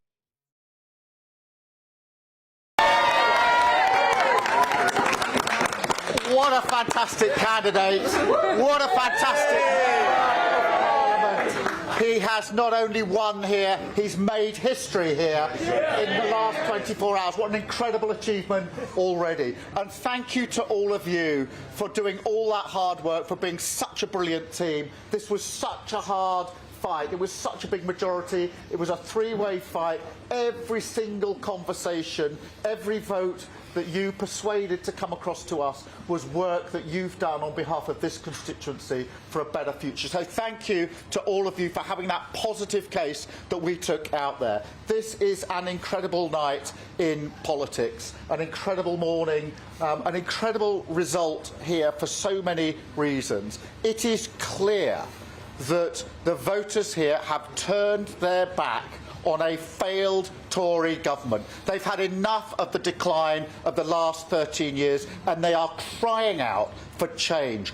Positive change that the Labour Party can bring them. Positive change that a changed Labour Party can bring them. Building that economy so that it raises living standards for everywhere across the country. Not just rebuilding our NHS, but taking it forward so that it's fit for the future. For the well, there you go. Future, I think he was going to say. Future. Yeah, it was the word was future. yeah. Yeah, there's a missing word. Yeah, Send in your ideas, gbviews@gbviews.com. Understandable optimism there from Keir Yeah, Starmer. I mean, terrible picture quality. It's all literally just come in. Apologies for that. We'll get a cleaned-up version for you. But, you know, look, they're on cloud nine, aren't they? Not so huge swings. The last time they saw a swing like that was just before the 1997 election. Yeah, and that's a long time ago now. And that's when Labour swept up power. So I wonder. Read into that what you will. More on that coming up. Paul, what do we round off We want with? to see happiness. We want to see a swing to the England side tomorrow against South Africa. All the odds are against us, but there is a chance, and if we do, go through to the final. So that's tomorrow night, England versus South Africa, and it's New Zealand against Argentina tonight. Rugby World Cup semi-finals. Just very quickly, you've got 30 seconds. Cricket World Cup, because that's England versus South Africa. It is tomorrow. England versus South Africa. It doesn't have the importance yet. I mean, it's pretty important, but they play so many games, it runs for so long. So we're not at a knockout stage yet, but effectively, you know, if England or South Africa, whoever loses, it's going to make it very difficult for themselves to get to the semi-finals. So a little earlier on in the competition as far as they're concerned, but it is extremely important. But I fancy us more than I do probably in the rugby, but a double would be great. Yeah, double. A double. I'll go with There a you double Springbok double. Yeah, fabulous. Thank you. Coity, thanks very much. Pleasure. Coity? Coity, yes. Why are sports people always something O or E? Coity. That's his Twitter handle, isn't it? Coity. You see it on... Oh, go on. Is it... Come on. Oh, yeah. That's what I am. Yeah. He's all man. OK, time out. It's 8:38. Coming up, none of us like having to pay a bill at the end of a meal in a restaurant, but would you fake a heart attack to get out of it? That's an idea. We'll be looking at a story about that and more in Headline Makers coming up next.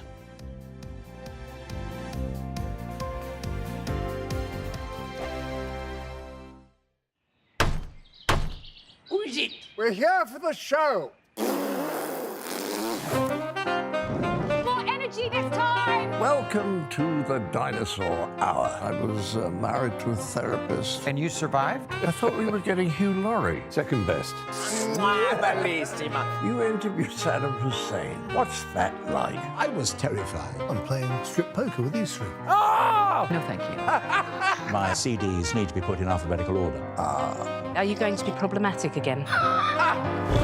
The Dinosaur Hour. Sunday, the 29th of October at 9 on GB News. What you get for breakfast is something that, if we do our jobs right, you will wake up to news that you didn't know the night before. It's a conversation. It's not just me and Eamon. We want to get to know you, and we want you to get to know us. From 6, it's Breakfast with Eamon and Isabel. Monday to Thursdays on GB News. Britain's news channel. People in Britain, they love free speech, but they also love fair play. I don't care if I'm speaking somebody from a trade union, from the Labour Party, somebody from the SNP. And I think the viewers like to see that actually we can challenge one another, but in a positive way.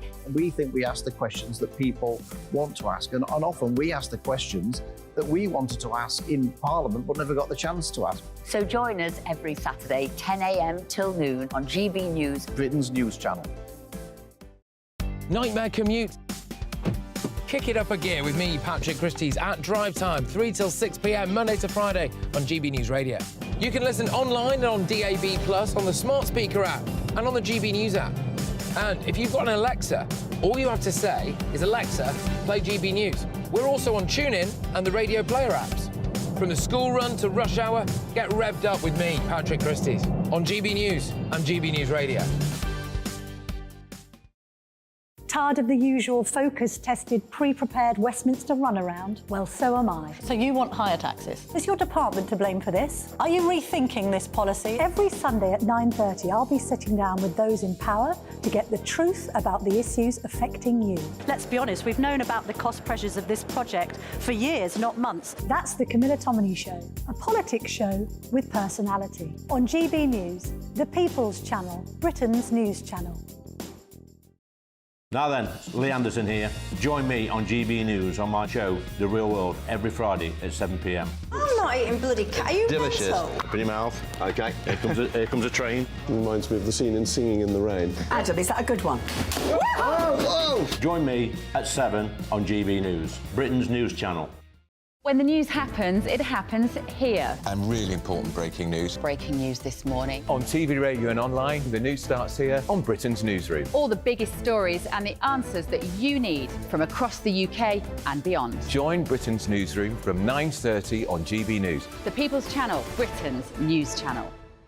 GB News, unlike other broadcasters, isn't obsessed with the London-Westminster bubble. We think there's a nation beyond the M25, and that's why we talk about the issues that matter across the land. Join me on State of the Nation, 8 to 9 o'clock, Monday to Thursday, on GB News. Daisy's listening, and you should too.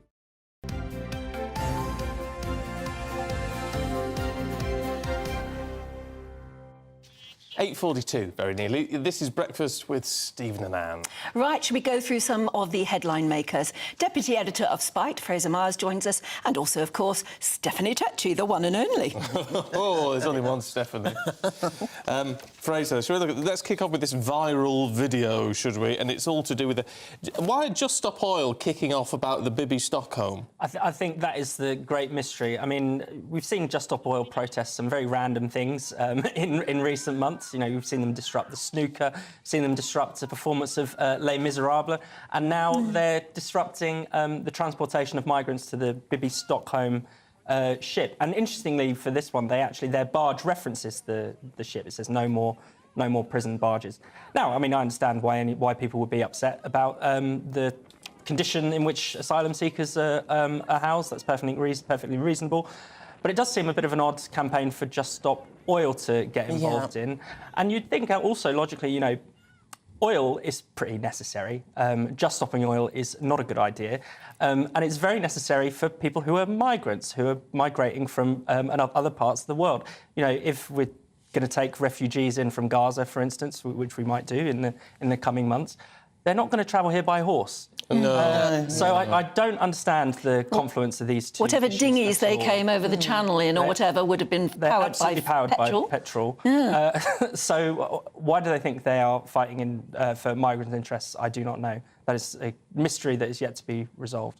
Just want to campaign. They just want to disrupt. I think they just keep on making a spectacle of themselves and issues such as this. I can't imagine how the migrants that were there felt seeing that. I don't think they would have felt comforted by that at all. And still, it hasn't changed their destination. No. They've just been delayed on their trip to the Bibby Stockholm. That's just caused irritation to them and to the driver. And to the locals, who are absolutely fed up with the whole thing. Yeah.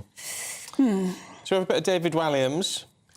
Controversial, of course, because of why he had to leave BGT. Yes, he stepped down in 2020 as a judge. No, he stepped down in 2022. Oh, right. But The Guardian ran a piece of recordings that were based of him making derogatory comments about two of the contestants, sexual comments as well. And he's suing the production company Fremantle. And now in some of the court papers that have been revealed, it says actually Fremantle knew about these recordings and they had actually still offered him a £1 million contract. He's suing them for data breach of protection. He's also saying that, you know, he was led to having suicidal thoughts when he lost his job. So it's very much turning ugly in this case. It is. I'm very surprised. I didn't know he was suing them. Yeah. It seems, under the circumstances, you think you'd just let it slide. I was going to say, doing something which was unacceptable and meant that they wanted to sack him, him being sacked, and he's now saying that the being sacked caused him such distress that he's had mental health problems.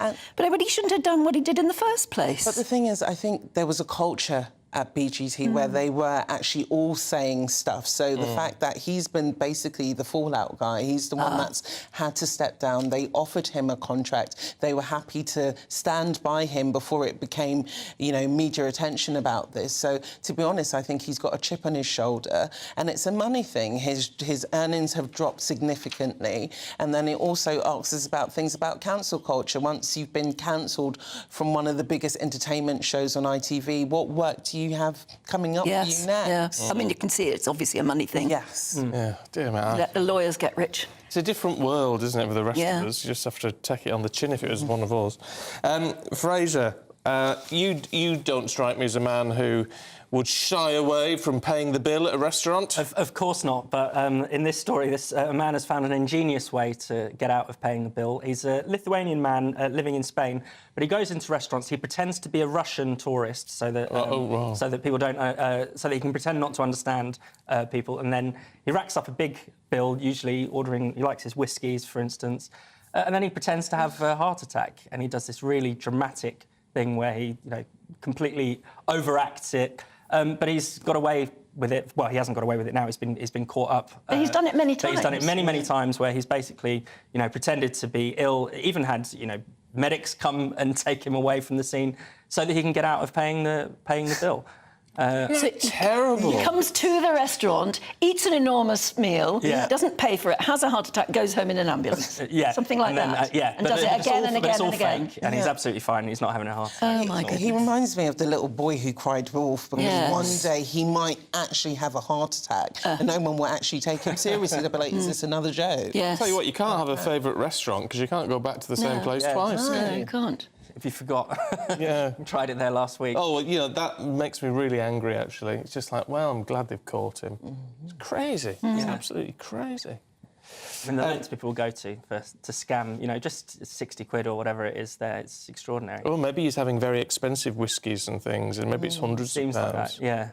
I think there was like £60-70 was his average bill. So it's how much? Between £60 and £70 is sort of average bill, which is not outright. That's not that much money. But one person though, if he just sits down on his own and tucks in, it might be a couple of whiskies. Yeah, quite well fed. Yes, exactly. Stephanie Tetcher. Sorry. Shall we have a look at what's this, Steph, about homes and businesses in Cork? Yeah, there's a lot of videos online which have showed that, the storm has taken its toll in Cork and Ireland, where some businesses have been totally flooded and damaged and devastated by the storm. I always get scared with what Mother Nature can do. Yes. You just don't see these things coming, and then to have to pick your business back up from such a devastation in already hard times.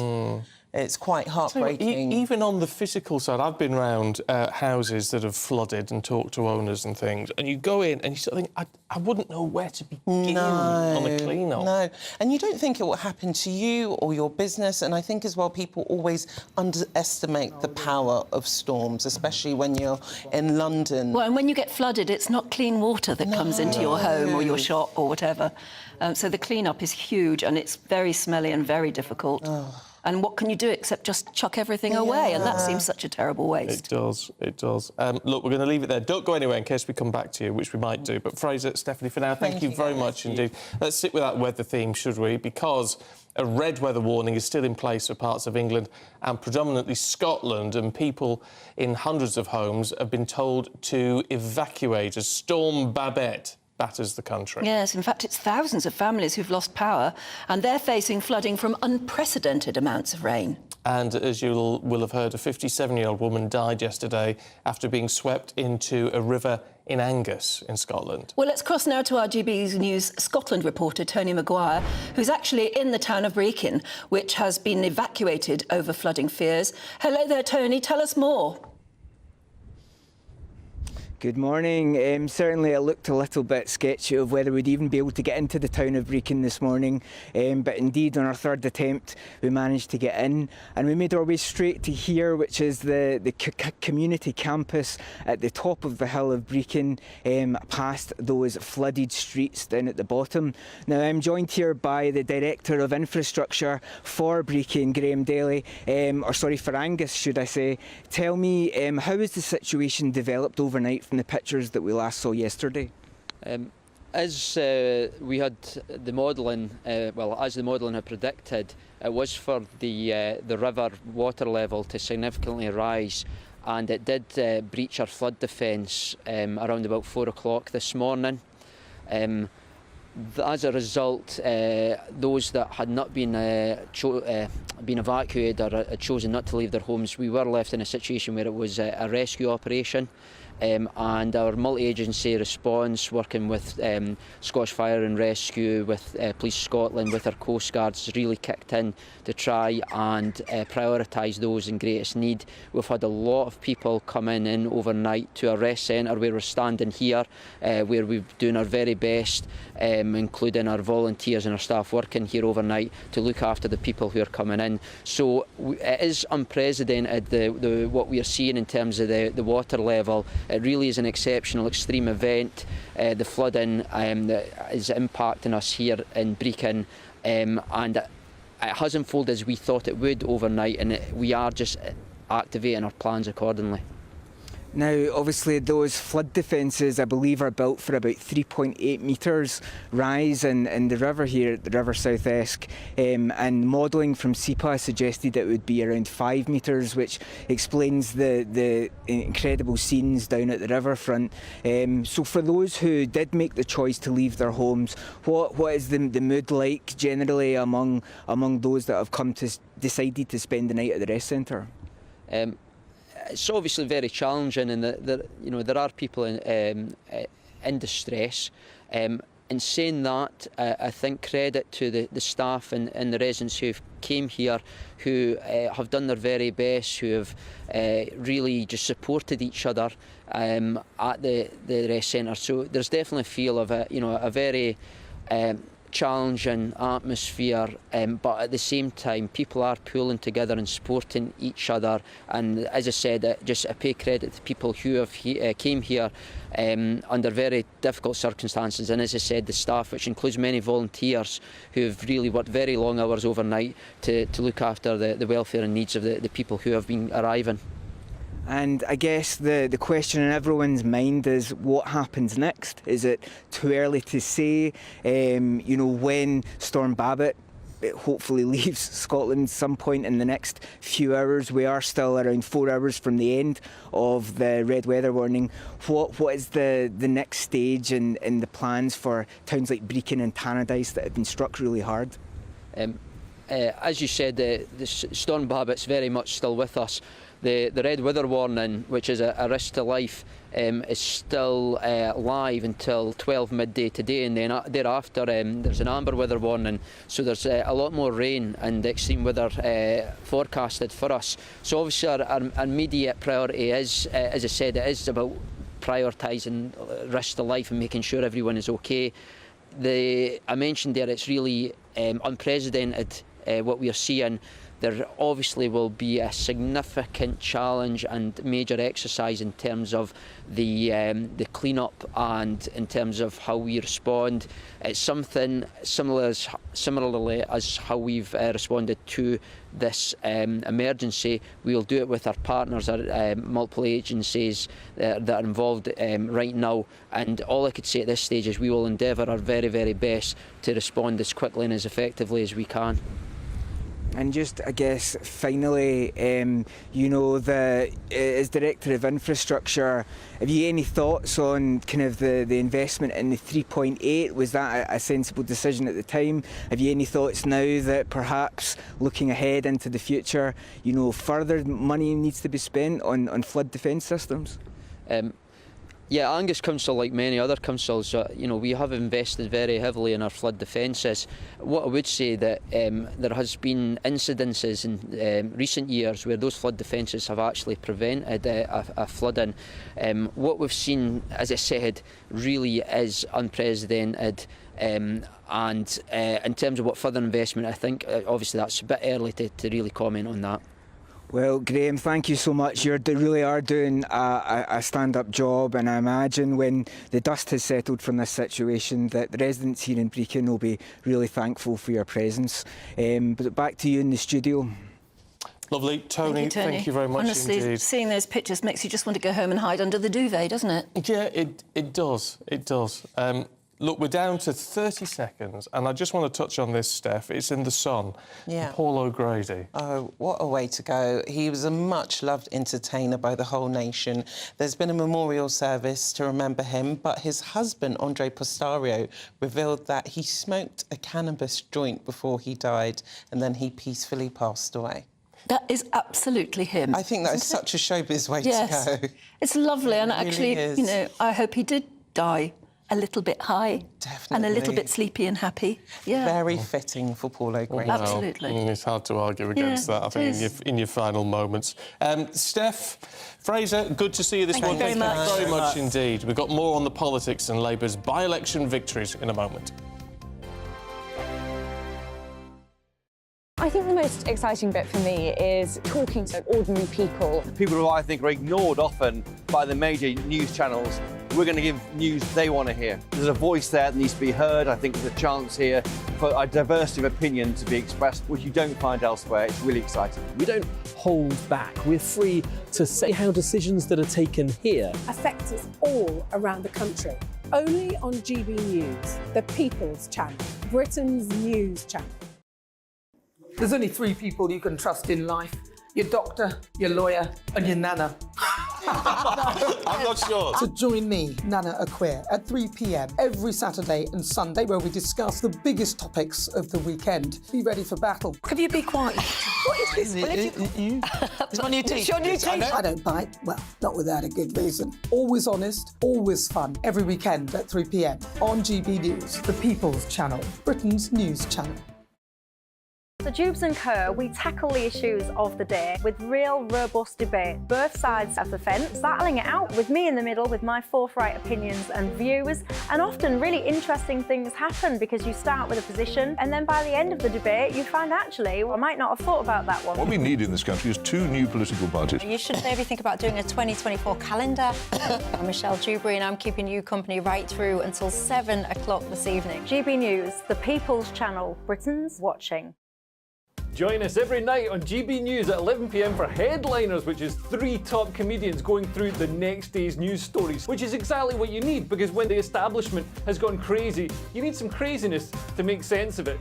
Headliners. You don't have to bother reading the newspaper. We've got it covered for you. Every night at 11 p.m. and repeated every morning at 5 a.m. We won't send you to sleep like some of the other paper review shows out there. So join us 11 p.m. every night on GB News. The People's Channel, Britain's news channel. GB News, unlike other broadcasters, isn't obsessed with the London-Westminster bubble. We think there's a nation beyond the M25, and that's why we talk about the issues that matter across the land. Join me on State of the Nation, 8 to 9 o'clock, Monday to Thursday, on GB News. Daisy's listening, and you should too. Every Sunday from 11, join Michael Portillo. There'll be topical discussion, looking at the week before and the week to come. So kick back and relax at 11 a.m. on Sundays on GB News with me, Michael Portillo. GB News, the People's Channel, Britain's news channel. I'm Andrew Doyle. Join me at 7 o'clock every Sunday night for Free Speech Nation, the show where I tackle the week's biggest stories in politics and current affairs with the help of my 2 comedian panellists and a variety of special guests. Free Speech Nation, Sunday nights from 7 on GB News, the People's Channel, Britain's news channel.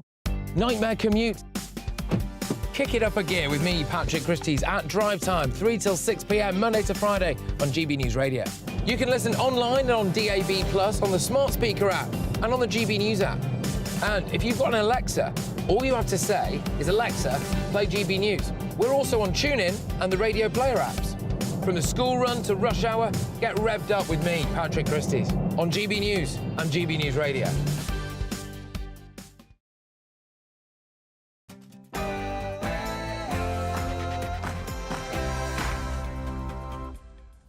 Good morning, nearly 9 o'clock on Friday the 20th of October, and these are the stories we've been covering on Breakfast today. It is clear that the voters here have turned their back on a failed Tory government. A double by-election defeat for the Tory party as Labour secures a seismic victory in Tamworth and Mid-Bedfordshire, with the Prime Minister facing calls for an early general election. We'll be getting live reaction. Tamworth take a 19,000 Conservative majority here to Labour as they overturn with a 20% swing. Keir Starmer says Labour are redrawing the political map. Whichever way you look at it, this has been a catastrophic night for the Conservatives, which ministers are going to have a very difficult time explaining away. Now, the big question is, when's the next general election? Also this morning, we can't let the terrorists win. President Biden pledges an unprecedented $100 billion in aid to help with the war efforts in Israel and Ukraine. I know these conflicts can seem far away, and it's natural to ask, why does this matter to America? So let me share with you why making sure Israel and Ukraine succeed is vital for America's national security. And that's as Prime Minister Rishi Sunak continues his whistle-stop tour of the Middle East in an attempt to prevent the Israel-Hamas war spiralling into a wider conflict. Overnight, Rishi Sunak met with the Saudi Crown Prince in Riyadh. Charlie Peters will have the latest for us. There is an evacuation in northern Israel as fears mount about an attack from Hezbollah as wider regional conflicts extend into greater escalation. Now, after more than 2,000 actors and musicians signed a letter condemning what they call Israeli war crimes, we debated whether celebrities should stay out of politics. If you missed that fiery exchange, you can watch it on YouTube. Back home, Storm Babette batters Scotland as a woman is swept to her death and hundreds are told to evacuate their homes. It's a red weather warning now in place for parts of Britain. And the cost of living crisis is showing no sign of easing anytime soon. Research shows that more than half of us have switched from a favourite brand to some more standard brand because of the cost. So can retailers rely on loyalty this festive shopping season? That's coming up. And you'll want... Hello, we have some further exceptionally wet and windy weather to come through today due to Storm Babette. I'll have more shortly. Morning to you, I'm Stephen Dixon. And I'm Anne Diamond, and this is Breakfast on GB News.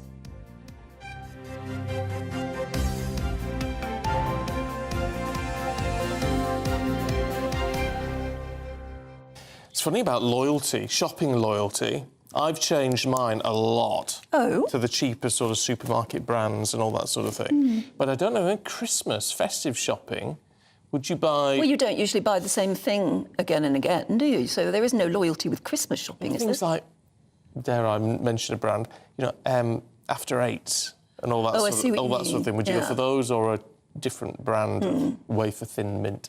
I don't know. I think I'd be tempted just to go for the After Eights. Yeah, because at Christmas the brand, the name means something, doesn't it? Yeah. Do you know, interesting. Get your thoughts on that one. gbviews@gbnews.com. I think the question is whether the cost of living will make you rethink whether you spend much of this Christmas at all. Yeah. You know, whether you decide you'll have a budget Christmas. Tell you what we've often done in the past is you go to these, you know, where you can buy all your sort of stuff from the supermarkets and it's pretty much sort of oven ready. We're making it all from scratch this year. And that'll be more fun. Be more fun, cheaper, harder work. That's the trouble. We'll get there in the end. You can't get away with everything, Oh, dear. Anyway, look, our main news this morning. Labour has dealt a double by-election blow to Rishi Sunak by overturning huge Conservative majorities in Tamworth and Mid-Bedfordshire.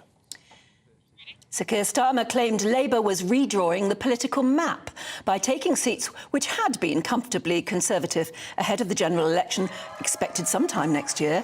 This is what the Labour leader had to say in the last few minutes.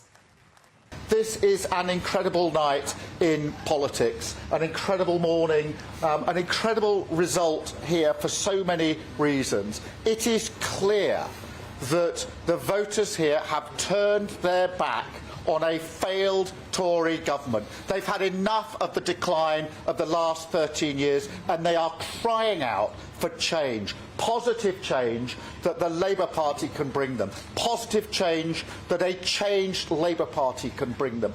Building that economy so that it raises living standards for everywhere across the country. Well, in Mid-Bedfordshire, Alistair Strathern took the seat with a majority of 1,192 over his Tory rival, Festus Akinbusoye. Following his win, he told GB News he was ready now to get to work. I'm just so humbled and grateful because this has been such a big campaign for me. I grew up around here, this area means so much to me, and to see people across these towns and villages placing their faith in me today has just been so exhilarating. And I'm going to be working incredibly hard from tomorrow to show them they made the right choice. And then meanwhile in Tamworth, Labour's Sarah Edwards defeated Tory Andrew Cooper by a majority of 1,316. Speaking after the declaration, she said the public has had enough of cuts to public services. Tonight, the people of Tamworth have voted for Labour's positive vision and a fresh start. They've sent a clear message to Rishi Sunak and the Conservatives that they have had enough of this failed government which has crashed the economy and destroyed our public services.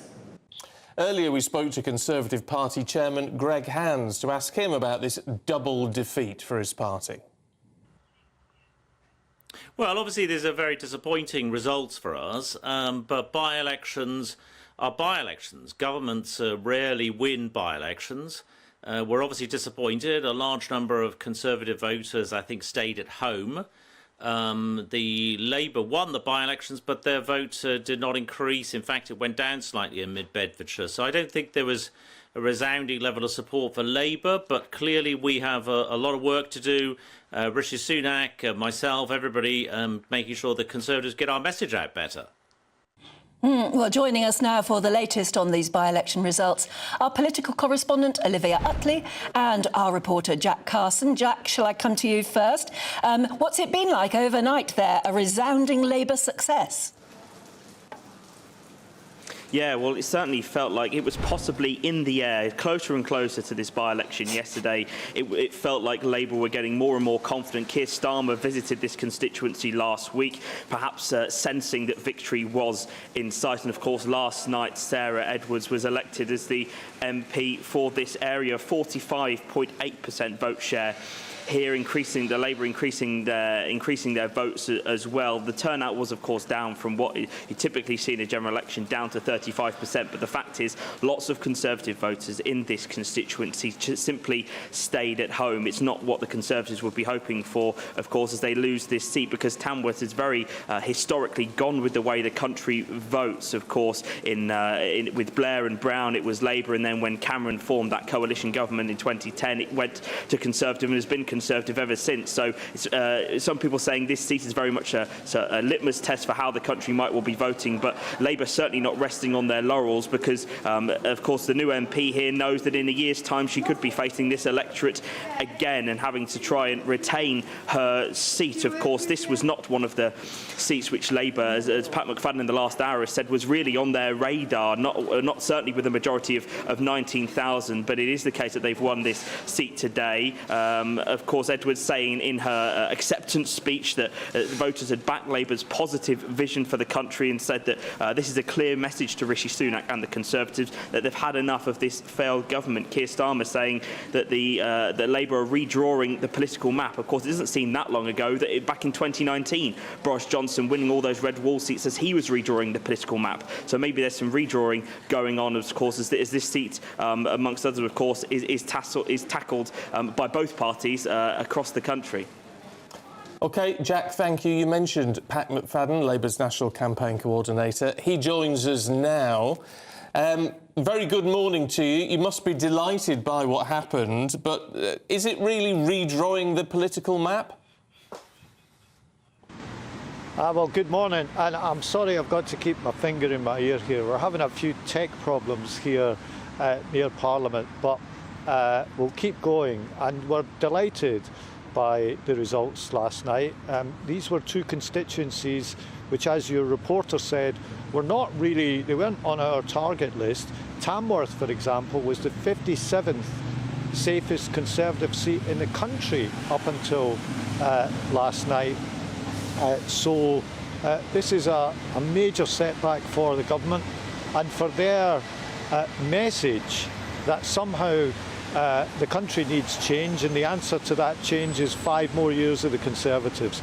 The country does need change, but it will only get it with the Labour Party, and that's what the voters of Tamworth and Mid-Bedfordshire were saying in the poll yesterday. Are you calling for an early general election? I mean, for me, the sooner the better, but that's in the hands of the Prime Minister. I think the Conservatives are running out of road, and I suspect they'll wait. but it's a decision for the Prime Minister. So my job is to make sure that the Labour Party is ready whenever the general election comes, and that's what we'll do. You look at mid-Bedfordshire, the number of votes cast for the Labour Party actually fell. So is this a sign of people supporting you or just not supporting the Tories? Well, the turnout is often down in a by-election. That's not just true of mid-Bedfordshire or any particular seat. It's usually the case that you get less people turning out in a by-election than you do at a general election. But here's the blunt truth. Elections are decided by the people who turn up to vote. And the people who turned up to vote voted in the greatest number for the Labour Party. And this was in a seat that we were told we had no chance in. We shouldn't even be trying to fight it seriously, we were told. And it's a really important lesson that it's the voters who are in charge, not anybody who decides what's a likely prospect for one party or another. There are no-go areas for the Labour Party. We're a changed force from 2019.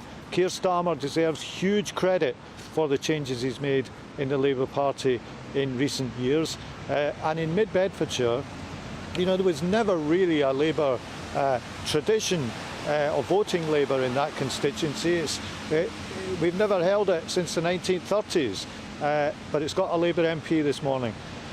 After your success in Scotland, Keir Starmer warned the party faithful not to become complacent, not to sort of count their chickens. So you're the campaign coordinator. You've now got to go on with the next few months at least. Will you change your tack in any way? No, I really agree with what you just said from Keir Starmer there. These were magnificent results last night. They show that you know, a changed Labour Party is back on the pitch, but we're very conscious of the size of the task in front of us. Winning the trust of the public is a really important task, and trust is a fragile and precious thing.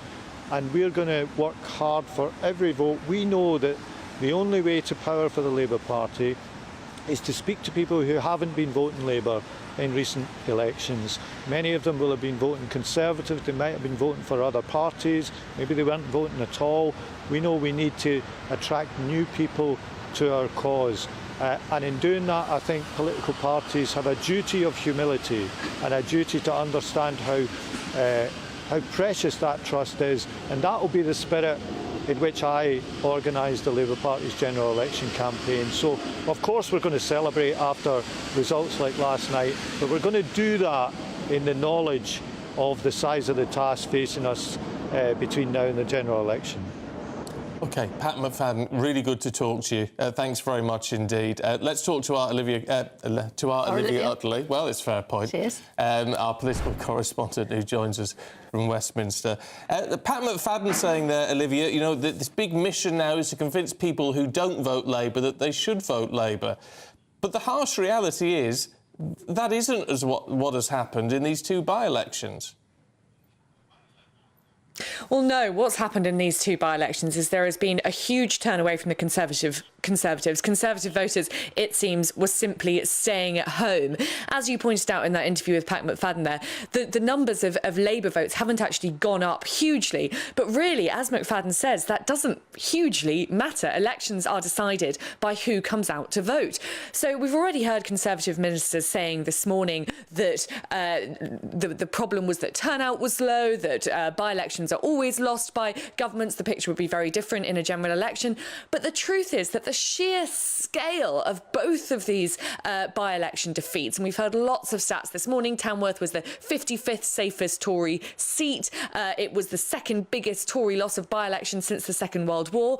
All of these stats just show the scale of the problem facing the Conservatives. It might be true that there isn't huge enthusiasm for Keir Starmer's Labour as there was for Tony Blair's Labour in 1997, but with this level of anger at the Conservatives, that hardly matters. And Pat McFadden there was striking quite a sort of humble tone. He wasn't bragging. He's very keen to say that he understands the task ahead. He doesn't want it to look as though Labour is resting on its laurels. But the truth is, Labour is in a better position than it's been in years. And I think now it's really a question of when's the general election and when will we have a Keir Starmer Prime Minister? OK. Olivia, thank you. And Jack Carson still stood out there in the cold. Go and get a cup of tea, Jack. Good to see you both. Just what I was thinking. It looks a bit wet and windy up in Tamworth at the moment. Yeah, absolutely. But a few moments ago, Sir Keir Starmer spoke to reporters, and here's what he had to say. Keir Starmer, after last night's victories, are you now nailed on to win the next general election? Well, these are huge victories. Either of these results would have been extraordinary. Both together, they are historic. These are seats that we've never won before, or rarely won before, and we've had swings of over 20%, and we've now had 4 by-elections with swings of over 20%, if you take Selby and Rutherglen as well. Yeah. So, you know, that is a very, very important investing of confidence and trust in a changed Labour Party. But we accept this victory humbly, knowing that we have to earn the vote of voters across the whole of the country, and we do that by putting our positive case to the country. Turnout is down. Indeed, in Mid-Bedfordshire, the turnout down by 30%. Why aren't more people voting Labour? What do you worry about? They're not flocking to you yet. They're sitting on their hands and they're worried about the Tory Party, but not backing you entirely. Look, I think, as everybody knows, in by-elections the turnout tends to be lower, but you can't but see that whether it's in Selby in Yorkshire, whether it's Rutherglen in Scotland, Mid-Bedfordshire or Tamworth, we've had 20% swings to the Labour Party, a changed Labour Party. Now, we're humble in this. We know that last night not only Labour voters voted for us, but former Tory voters voted for us because they see that their own party is drifting away, has only delivered decline, and they desperately want change. We know that we have to ensure that where people have put their trust and confidence in us, we repay that, but we go forward to earn those votes. We will only do that in the way that we won these by-elections, which is with a very, very positive case about how much better our country can be than the 13 years of failure that we've experienced so far. Keir Starmer, thank you. Thank you. Labour leader Keir Starmer there, yeah. He's obviously been up all night watching those results come in, but a happier man this morning, I think. Well, yeah. Is it, you know, a roller coaster for him? Is it, has his ups and downs? Is he heading now towards victory in the next general election, whenever that may be? He must never take his eye off the ball, though. You can see it's still been close. Should we have a look at the situation in the Middle East? President Biden has pledged $100 billion to help both Ukraine, actually, and Israel. Whether he can get that money is a different matter. Meanwhile, the regional situation has got worse, it's got to be said. Let's get the latest from Charlie Peters, who's in Tel Aviv for us. Bring us up to date, Charlie. Well, there is real concern in Israel this morning after comments from Defence Minister Yoav Gallant, who said to soldiers gathered on the south, on that border with Gaza Strip, "You will see Gaza from the inside soon. The order will come." This is really been a place where the Israeli Defence Forces cannot row back from now. They've made such a clear commitment to that invasion. But at the same time, questions are spiralling in Israel. What will happen next? The primary objective is clear. They want to get into North Gaza and defeat the Hamas military capabilities. But what after that? Will they contain themselves within North Gaza? Will they move south to try and destroy more Hamas military capabilities there, where they've just sent so many civilians to flee? Will that turn global opinion against the Israelis as aid struggles to get through the Rafah crossing? And at the same time, they also have to keep an eye on the situation in the north. More missiles fired over from Hezbollah yesterday, a town of 20,000 evacuated this morning, and attacks on US forces in Iraq and Syria. And finally, also, some missiles intercepted from Yemen last night by a US naval destroyer in the Red Sea coast. So an extremely complex, fast-moving and escalating environment here for the Israelis and the regional partners.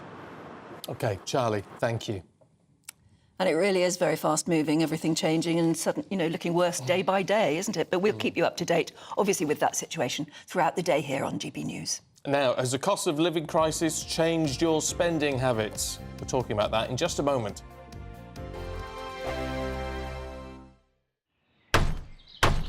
Who is it? We're here for the show. More energy this time! Welcome to the Dinosaur Hour. I was married to a therapist. And you survived? I thought we were getting Hugh Laurie. Second best. You interviewed Saddam Hussein. What's that like? I was terrified. I'm playing strip poker with these three. Ah! No, thank you. My CDs need to be put in alphabetical order. Are you going to be problematic again? The Dinosaur Hour, Sunday the 29th of October at 9 on GB News.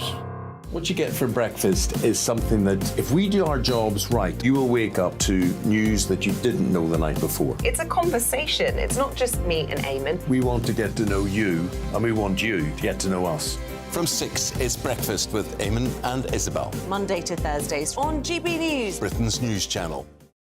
People in Britain, they love free speech, but they also love fair play. I don't care if I'm speaking somebody from a trade union, from the Labour Party, somebody from the SNP. And I think the viewers like to see that actually we can challenge one another, but in a positive way. We think we ask the questions that people want to ask, and often we ask the questions that we wanted to ask in Parliament but never got the chance to ask. So join us every Saturday, 10 a.m. till noon on GB News, Britain's news channel. Nightmare commute. Kick it up a gear with me, Patrick Christys, at Drive Time, 3 till 6 p.m, Monday to Friday on GB News Radio. You can listen online and on DAB+, on the smart speaker app and on the GB News app. And if you've got an Alexa, all you have to say is, Alexa, play GB News. We're also on TuneIn and the Radio Player apps. From the school run to rush hour, get revved up with me, Patrick Christys, on GB News and GB News Radio. Tired of the usual focus-tested, pre-prepared Westminster runaround? Well, so am I. So you want higher taxes? Is your department to blame for this? Are you rethinking this policy? Every Sunday at 9:30, I'll be sitting down with those in power to get the truth about the issues affecting you. Let's be honest, we've known about the cost pressures of this project for years, not months. That's the Camilla Tominey Show, a politics show with personality. On GB News, the People's Channel, Britain's news channel. Now then, Lee Anderson here. Join me on GB News on my show, The Real World, every Friday at 7 p.m. I'm not eating bloody cat. Are you Delicious. mental? Open your mouth. OK, here comes a train. Reminds me of the scene in Singing in the Rain. Adam, is that a good one? Whoa! Join me at 7 on GB News, Britain's news channel. When the news happens, it happens here. And really important breaking news. Breaking news this morning. On TV, radio and online, the news starts here on Britain's Newsroom. All the biggest stories and the answers that you need from across the UK and beyond. Join Britain's Newsroom from 9:30 on GB News. The People's Channel, Britain's news channel. GB News, unlike other broadcasters, isn't obsessed with the London-Westminster bubble. We think there's a nation beyond the M25, and that's why we talk about the issues that matter across the land. Join me on State of the Nation, 8 to 9 o'clock, Monday to Thursday, on GB News. Daisy's listening, and you should too.